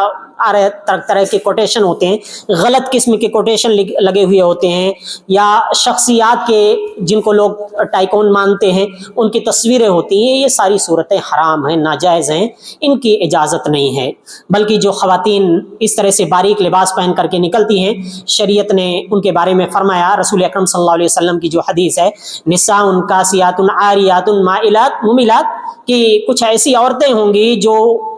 پہن کر کے بھی بے پردہ ہوں گی، بے لباس نظر آئیں گی، مائل کرنے والی ہوں گی، لوگوں کی طرف مائل ہونے والی ہوں گی، اور بختی اونٹوں کی طرح ان کے کوہان کی طرح ان کے سر ہوں گے، سر کے بال جوڑے اٹھا رکھے ہوں گے بڑے بڑے بنا کر کے، نہ تو جنت میں داخل ہوں گی، اور جنت میں داخل ہونا تو دور کی بات، جنت کی خوشبو بھی نہیں پا سکیں گے، جبکہ جنت کی خوشبو بہت ہی دور دور سے پائی جاتی ہے۔ تو یہ سخت حکم ہے شریعت کا۔ اسی طریقے سے بعض لوگ بال جھڑ جاتے ہیں یا کم ہو جاتے ہیں تو اس کے لیے وگ وغیرہ لگاتے ہیں، مصنوعی بال لگاتے ہیں اور اس طرح سے استعمال کرتے ہیں۔ شریعت نے اس کی اجازت نہیں دی ہے، شریعت کے نظر میں یہ حرام ہے۔ عام طور یہ چیز عام ہو گئی ہمارے معاشرے کے اندر، وگ لگانا اور اپنے گنجے پن کو چھپانے کے لیے اس طرح کے نقلی بال لگانا۔ رسول اکرم صلی اللہ علیہ وسلم کی واضح حدیث ہے، ذرا سنیں۔ ان جاریۃ من الانصار تزوجت، ایک ہی انصار کی ایک بچی نے شادی کی اور وہ بیمار ہو گئی تھی، بیماری کی وجہ سے اس کے سر کے بال جھڑ گئے تھے، تو ان کے گھر والوں نے سوچا کہ اس میں بال جوڑ دیں، نقلی بال لگا دیں، لہذا بات آئی کہ چلو رسول اکرم صلی اللہ علیہ وسلم سے پوچھ لیتے ہیں۔ تو نبی صلی اللہ علیہ وسلم سے پوچھا تو آپ نے فرمایا لعن اللہ الواصل والمستوصل، کہ اللہ تعالیٰ کی لعنت ہے نقلی بال جوڑنے والے پر بھی اور جڑوانے والی پر۔ صحیح بخاری کی روایت ہے۔ یعنی یہ اس طرح کے جو بھی کام انجام دیے جاتے ہیں، نقلی بال وگ کی شکل میں یا کسی اور شکل میں لگائے جاتے ہیں، یہ سراسر حرام ہے، اس میں کوئی عذر قابل قبول نہیں ہے۔ یہاں پر اس بچی کے پاس عذر یہ تھا کہ بیماری کی وجہ سے اس کے بال جڑ گئے تھے، اس کی شادی تھی، لیکن آپ صلی اللہ علیہ وسلم نے سیدھے کہا کہ اس پر لعنت ہے اگر کوئی یہ ایسا کام کرے۔ اسی طریقے سے ہمارے معاشرے کے اندر یہ چیز بہت عام ہو گئی ہے، جسے عام طور پہ لوگ گناہ ہی نہیں سمجھتے ہیں، حالانکہ بہت بڑا جرم ہے کہ مرد کا عورت کی شکل اختیار کرنا، لڑکیوں جیسی شکل و صورت اپنانا، یا لڑکیوں کا مردوں کی شکل و صورت اپنانا، ان کے جیسے لباس پہننا، ان کے لباس پہننا، یا ان کے انداز میں گفتگو کرنا۔ شریعت نے اس کو حرام قرار دیا۔ رسول اکرم صلی اللہ علیہ وسلم کا فرمان ہے، لعن، جیسا کہ صحابی رسول فرماتے ہیں عبداللہ بن عباس رضی اللہ عنہ، لعن رسول اللہ صلی اللہ علیہ وسلم المتشبہین من الرجال بالنساء والمتشبہات من النساء بالرجال، کہ رسول اکرم صلی اللہ علیہ وسلم نے ان مردوں پر لعنت بھیجی ہے جو عورتوں جیسی شکل و صورت، ان کی مشابہت اختیار کرتے ہیں، اور ان عورتوں پر لعنت بھیجی ہے جو مردوں کی شکل و صورت، ان کے جیسا لباس اختیار کرتی ہیں، ان کی مشابہت اختیار کرتے ہیں۔ تو یہ حرام ہے۔ بلکہ ایک دوسری روایت میں ہے جو جامع صغیر کی روایت ہے، سنن ابی داؤد میں بھی موجود ہے، رسول اکرم صلی اللہ علیہ وسلم نے فرمایا لعن اللہ الرجل یلبس لبسۃ المرأة، کہ اللہ تعالیٰ کی لعنت ہو شخص پر جو عورت کا لباس پہنے، زیبتن کرے، اور اس مرأت پر، اس خاتون پر اللہ کی لعنت ہے جو مرد کی لباس پہنے، اس کی جیسی شکل و صورت اپنانے کی کوشش کرے۔ تو یہ سراسر حرام ہے، شریعت کی نظر میں بہت بڑا گناہ ہے۔ اسی طریقے سے دیوس ہمارے معاشرے کے اندر جب برائیاں بہت زیادہ پھیلی تو معاشرے کے اندر ایسا ہوا کہ جو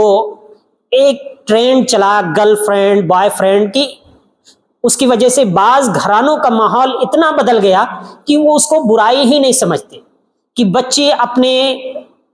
غیر جو اس کا محرم نہیں ہے، ایک الگ انسان ہے، اس کو گھر میں لاتی ہے، اس کے ساتھ بیٹھتی ہے، رہتی ہے، یا گھر کی خواتین رہتی ہیں، اس کو کچھ برا ہی نہیں سمجھتا ہے،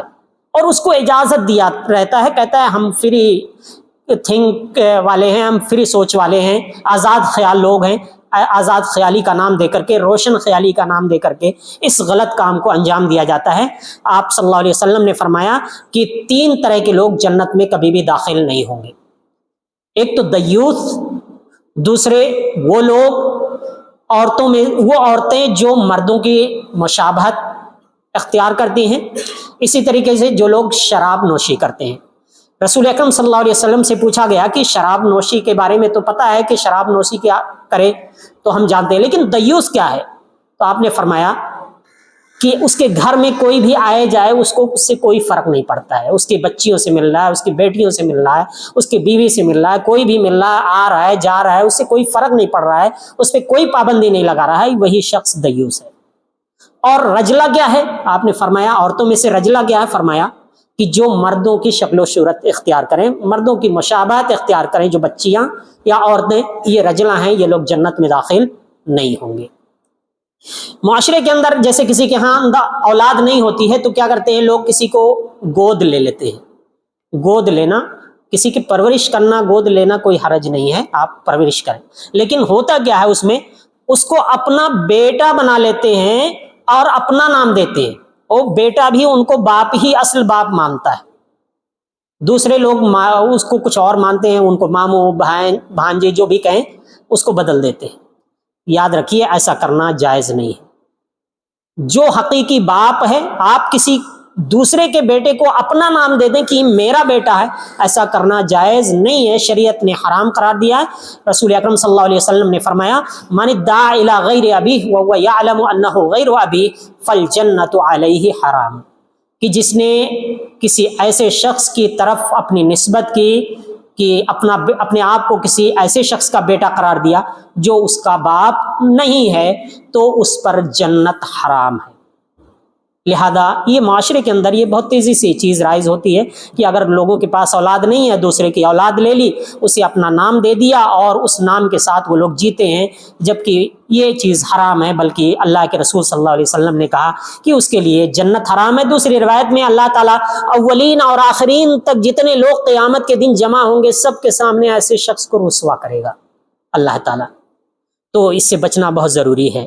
ہمارے معاشرے کے اندر سود کا چلن بالکل عام ہے، جسے لوگ پرواہ ہی نہیں کرتے ہیں، کھاتے ہیں، کھلاتے ہیں، بلکہ جبکہ رسول اکرم صلی اللہ علیہ وسلم نے فرمایا کہ رسول اکرم صلی اللہ علیہ وسلم نے لعنت بھیجتے ہوئے فرمایا کہ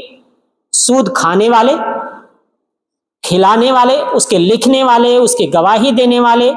یہ سب کے سب کیا ہیں؟ برابر ہیں۔ اور اس کے یہ جرم کتنا بڑا ہے؟ آپ نے فرمایا کہ 73 ابواب ہیں اس کے، ربا کے، سود کے 73 درجے ہیں۔ سب سے کم درجہ یہ ہے کہ انسان اپنی ماں سے زناکاری کرے، یہ سود کا سب سے کم تر درجہ ہے کہ انسان اپنی ماں کے ساتھ زناکاری کرے، یہ ہے سود۔ بلکہ دوسری حدیث میں فرمایا کہ ربا، سود کا 1 درہم جسے انسان کھاتا ہے اور وہ جانتا ہے کہ یہ سود ہے، تو فرمایا کہ 36 زناکاری سے بھی بدتر ہے یہ، یعنی 36 بار اگر انسان زناکاری کر رہا ہے اس سے بھی بدتر ہے سود کا 1 درہم۔ یہ حدیث مسند احمد کے اندر، بزار کے اندر موجود ہے۔ امام البانی رحمۃ اللہ علیہ نے اس کی سند کو صحیح قرار دیا ہے۔ اسی طریقے سے ہمارے معاشرے کے اندر جو خرید و فروخت کے معاملات چلتے ہیں، اس میں سامان کو بیچتے ہوئے اس کے عیوب کو چھپانا، کرتے کیا ہیں لوگ؟ جیسے شو روم میں گئے، وہاں پہ کیا کیا؟ لائٹ کو اتنا تیز کر دیا کہ جو کپڑے کا کلر ہے وہ نظر ہی نہ آئے، انسان دھوکہ کھا جائے۔ مقصد کیا ہوتا ہے؟ اس کو دھوکہ دینا کہ انسان اچھا سمجھ کر کے لے لے، گرچہ بعد میں اس کی شکل و صورت۔ یا جیسے پھل اور سبزی والے ہیں، ایک پورے کیرٹ رکھا ہوا ہے، اوپر سے اچھے اچھے بچھا دیے، نیچے کیا کیا؟ سڑا ہوا ڈال دیا اس میں کچھ، جبکہ پیسہ جو لے رہا ہے وہ اوپر والے کے حساب سے لے رہا ہے۔ تو یہ دھوکہ ہے، فریب ہے، شریعت نے اس کو حرام قرار دیا ہے۔ بلکہ رسول اکرم صلی اللہ علیہ وسلم ایک بار بازار سے گزرے تو دیکھا کہ ایک شخص کے گلے کا ڈھیر رکھا ہوا ہے، تو آپ نے اس میں جب ہاتھ داخل کیا تو اس میں نمی تھی، تو آپ نے پوچھا کہ تم نے ایسا کیا، یہ ایسا کیوں ہے؟ تو فرمایا کہ بارش ہوئی تھی جس کی وجہ سے بھیگ گیا۔ تو آپ صلی اللہ علیہ وسلم نے فرمایا اس کو تمہیں ایسا کرنا چاہیے تھا کہ واضح کر دیتے تاکہ لوگوں کو نظر آئے کہ یہ گلا بھیگا ہوا ہے۔ اور یاد رکھو پھر آپ نے فرمایا من غش فلیس منی، جو دھوکہ دے، فریب کرے، وہ ہم میں سے نہیں ہے۔ بلکہ آپ نے فرمایا ایک دوسری حدیث کے اندر کہ جب دو خرید و فروخت کرنے والے ہوتے ہیں ان کو اختیار ہوتا ہے، اگر سچائی کے ساتھ خرید و فروخت کرتے ہیں تو ان کے اس خرید و فروخت میں اللہ تعالیٰ برکت دیتا ہے، لیکن اگر جھوٹ شامل ہو جائے، اس میں چھپا کر کے دھوکہ دے کر کے یہ کام ہوتا ہے تو اس کی برکت مٹا دی جاتی ہے، اللہ تعالیٰ پھر اس میں برکت نہیں دیتا ہے۔ اس لیے بہت سارے دکاندار ایسے شکایت کرتے ہوئے ملیں گے تجارت کرنے والے کہ ہم محنت کر رہے ہیں، کوشش کر رہے ہیں، برکت ہی نہیں ہو رہی ہے، جبکہ اتنی محنت کر رہے ہیں، اتنا بیچ رہے ہیں۔ یہ برکت اسی لیے ضائع ہو جاتی ہے کہ ہم شریعت کے مطابق برکت وہ تجارت نہیں کر رہے ہوتے ہیں، لہذا ہم کو چاہیے کہ اس کا خیال رکھیں۔ شریعت نے اس طرح سے دھوکہ دے کر کے بیچنے سے منع کیا ہے۔ اسی طریقے سے بیع نجش ہوتا ہے، ایک دھوکہ دے کر کے بیچنا، یعنی کسی شخص کے پاس خریداری کرنے کے لیے لوگ جاتے ہیں تو اس نے کچھ لوگوں کو لگا رکھا ہے کہ وہ لوگ آ کر کے اس کے ریٹ کو بڑھا دیتے ہیں، جا کے دوسرا کھڑے ہو جائے، یہ اس نے 30 روپیہ کہا تھا، وہ کہا اچھا آپ مجھے اسے 35 میں دے دیے۔ ان لوگوں کا مقصد خریدنا نہیں ہوتا ہے، بس ریٹ کو بڑھانا ہوتا، اوپر چڑھانا ہوتا۔ دوسرا کہہ رہا ہے نہیں 40 میں لوں گا، اس طرح سے وہ ریٹ بڑھتا چلا جاتا ہے، ان کو لینا نہیں ہوتا، آخر میں جس کو لینا ہوتا ہے وہ 40 کے بجائے 45 دے کر کے لیتا ہے، تو یہ دھوکہ ہے۔ شریعت نے فرمایا لا یبتاع المرء علی بیع اخی ولا تناجشوا،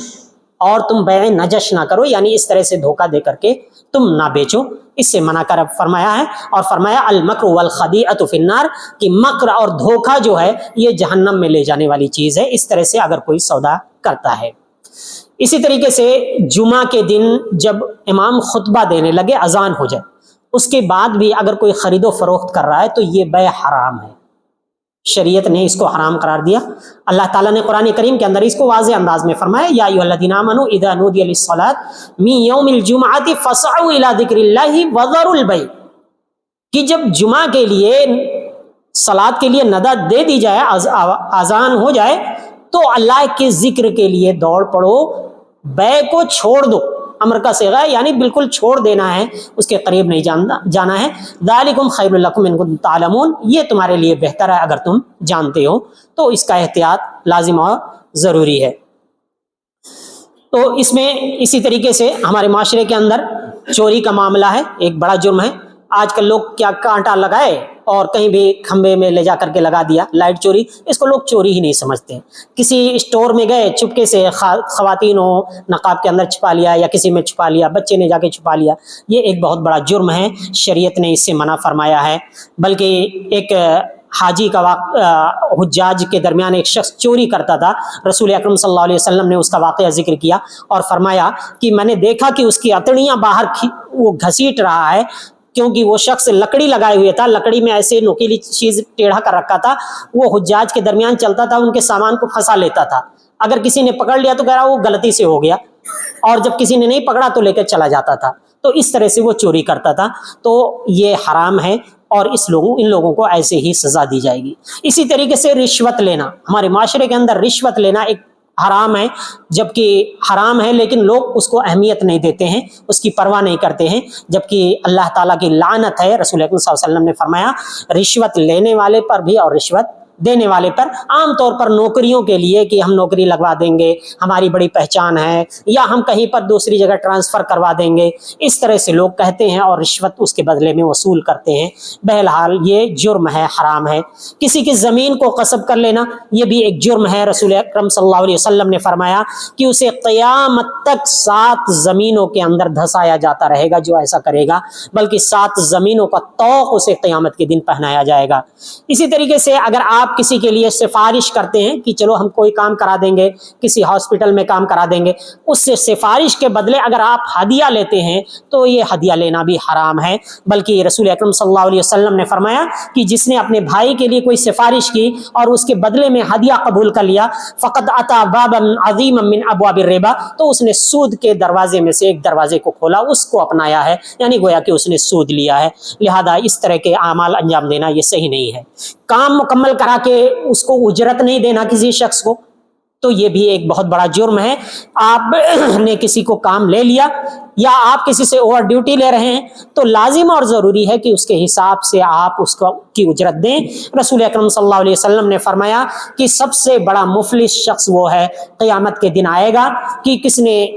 उसने नेकियां तो बहुत की होंगी, लेकिन किसी का माल लिया होगा, किसी के साथ कुछ ज्यादती की होगी, उसके बदले में उसकी नेकियां उठा के दे दी जाएंगी और उसका गुनाह बढ़ता चला जाएगा। तो इस तरीके से हमें इससे बचना नहीं चाहिए, बल्कि आपने फरमाया कि अजीर को यानी मजदूर को उसकी उजरत उसका पसीना सूखने से पहले ही अदा कर दिया करो। औलाद के दरमियान अदल और इंसाफ करना, ये ऐसा नहीं होना चाहिए, ये लाजिम और ज़रूरी है कि लोग एक बच्चे को हदिया दे दिया, दूसरे बच्चे को महरूम कर दिया, कि एक बच्चा ज़्यादा कमाता है या मुझे ज़्यादा पसंद करता है या मेरी ज़्यादा खिदमत करता है, तो उसके बदले हम ये करें कि एक को हदिया दे दें, बकिया को महरूम कर दें। तो ऐसा करना भी जायज़ नहीं है। नुअमान बिन बशीर रज़ी अल्लाह अन्हु का मशहूर वाक़या है कि उनके वालिद ने ऐसा किया था, तो रसूल अकरम सल्लल्लाहु अलैहि वसल्लम ने पूछा क्या बकिया बच्चों को भी दिया है? तो कहा कि नहीं, बकिया को नहीं दिया। तो आपने फरमाया कि इससे भी वापस कर लो, अपने बच्चों के दरमियान अदल इंसाफ से काम लो। इसी तरीके से बगैर हाजत और ज़रूरत के सवाल करना, मांगना, आपने फरमाया अगर किसी के पास 50 दिरहम, मौजूदा दौर के हिसाब से तकरीबन 18-20 हज़ार के करीब पहुंचता है, ये इसकी कीमत बनेगी, तो अगर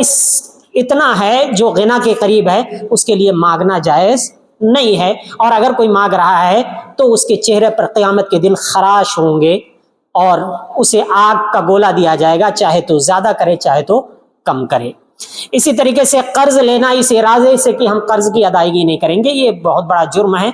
बल्कि आप सल्लल्लाहु अलैहि वसल्लम ने दुआ दी है कि अगर किसी ने किसी से लिया है और मकसद ये है कि उसको नहीं देगा, तो अल्लाह ताला उसे तबाह बर्बाद कर दे, ज़ाये कर दे। हराम खाना, तो हराम जो भी खाता है, आप सल्लल्लाहु अलैहि वसल्लम ने फरमाया कि गोश्त का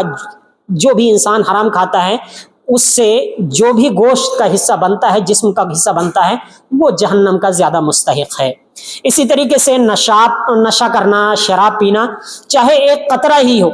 एक कतरा भी शराब, नशे की जो भी चीज़ें हैं, सारी की सारी हराम हैं। बल्कि ऐसे लोगों को रसूल अकरम सल्लल्लाहु अलैहि वसल्लम ने कोड़ा लगाने का हुक्म दिया है। सोने और चांदी के बर्तन इस्तेमाल करना, उनमें खाना पीना, इसी या मर्दों को खाना मुकम्मल तौर से हराम है। अलबत्ता औरतों के लिए सोने के जेवरात पहनना हलाल है, मर्द के लिए चांदी की अंगूठी इतना हलाल है। बकिया आमतौर पे सोने और चांदी के बर्तन में खाना पीना सबके लिए हराम है, इस्तेमाल जायज़ नहीं है। झूठी गवाही देना, कोई कहे कि हमारे फला मामले में चलिए झूठी गवाही दे दीजिए, कोर्ट में गवाही दे दीजिए, हमारा मामला बन जाएगा, ये जायज़ नहीं है, बल्कि हराम है। बल्कि इसको शहादत ज़ूर कहा गया है। अल्लाह तबारक व तआला ने इससे मना फरमाया, रसूल अकरम सल्लल्लाहु अलैहि वसल्लम ने इसे अकबरुल कबायर कहा फरमाया। मौसीकी और गाने बाजे, हमारे माशरे के अंदर जब से मोबाइल आम हुआ है, इसने बहुत ही संगीन सूरत हाल इख्तियार कर ली। यहाँ तक कि लोग सोते हुए, जागते, उठते, बैठते, रास्ते चलते हुए हर जगह इसका इस्तेमाल करते हैं। बहरहाल ये हराम चीज़ है, बल्कि रसूल अकरम सल्लल्लाहु अलैहि वसल्लम ने ये क़ुर्ब क़यामत की निशानी बताई है और फरमाया कि इस उम्मत में ज़मीनें धंसा दी जाएंगी, लोगों की सूरतें मस्त कर दी जाएंगी, इन्हीं की वजह से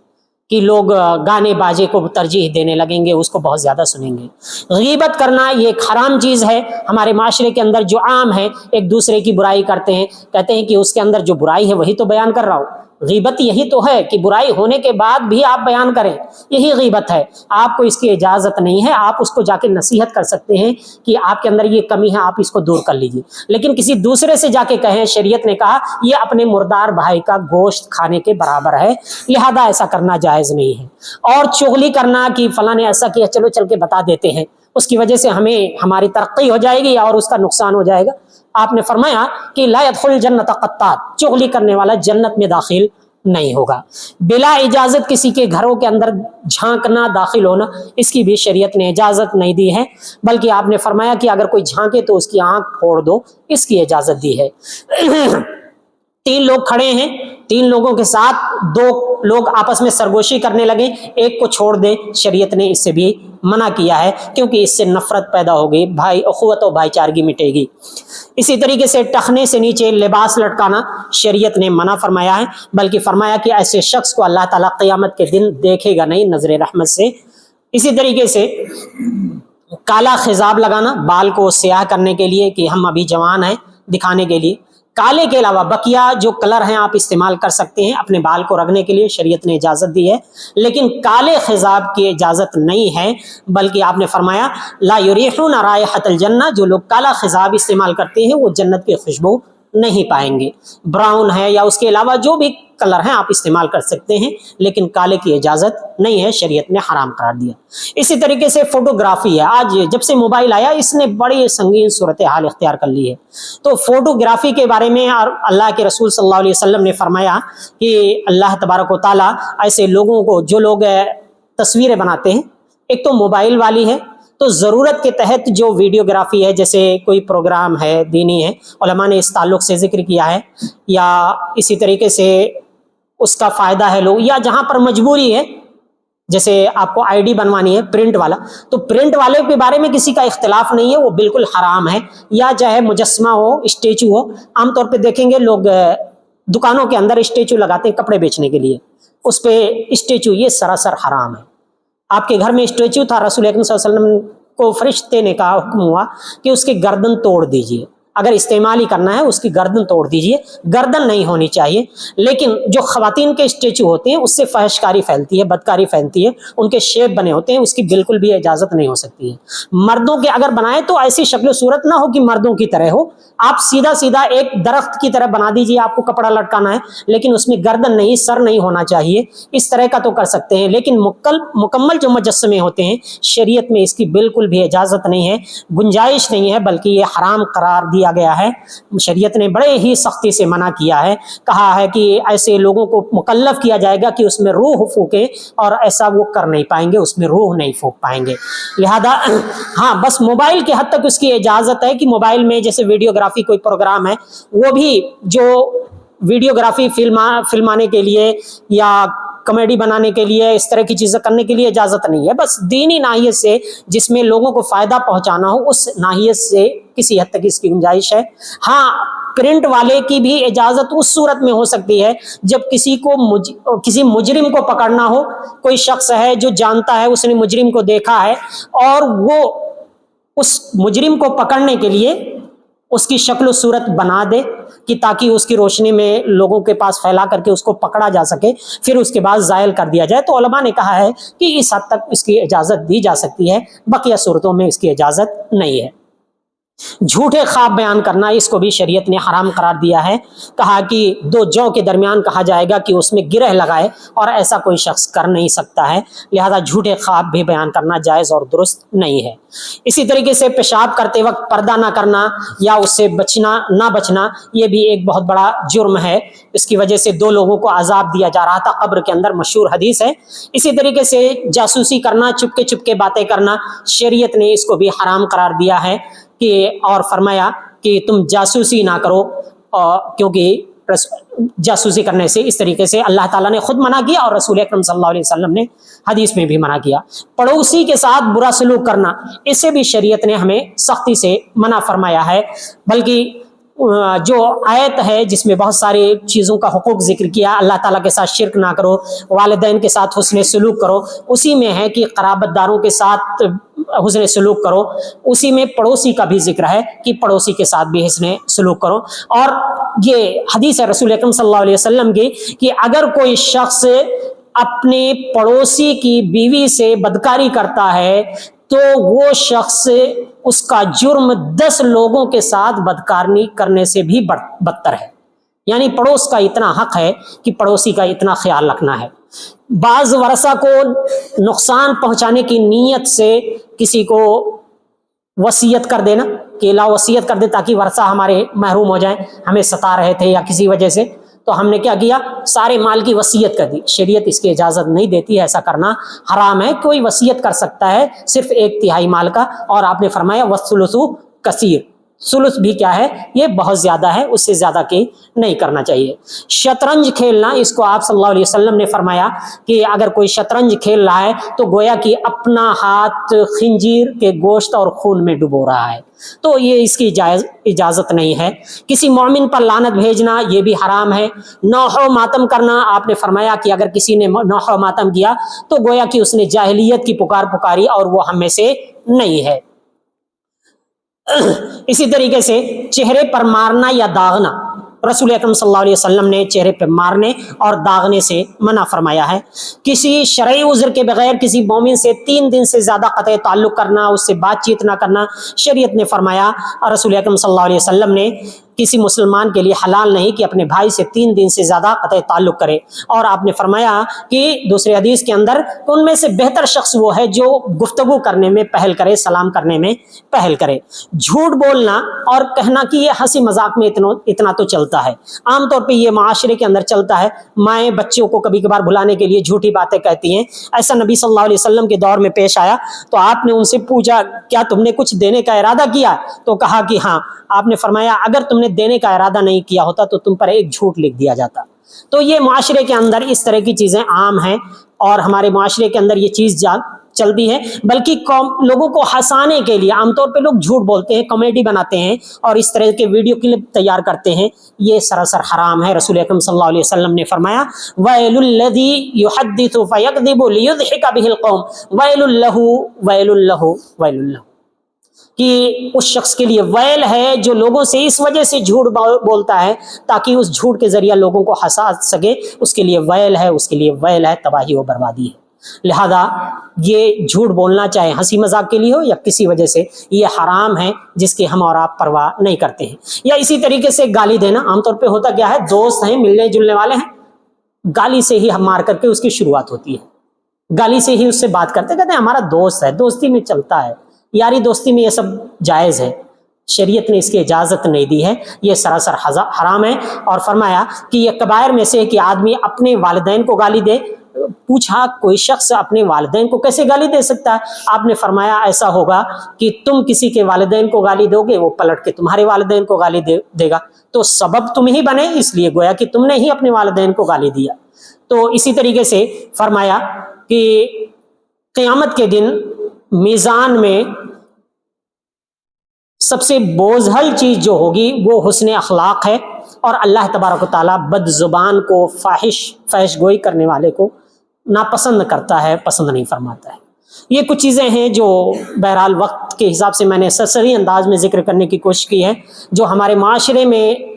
رائج ہیں اور جسے لوگ انجام دیتے ہیں، بہت سنگین جرائم ہیں جن سے بچنا ہمارے لیے لازم اور ضروری ہے۔ اللہ تعالیٰ سے دعا ہے کہ الہ العالمین تو ہم سب کو ان ہلاک کرنے والے گناہوں سے بچا اور ہر گناہ سے بچنے کی توفیق عطا فرما، آمین۔ وآخر دعوانا الحمدللہ رب العالمین۔ السلام علیکم۔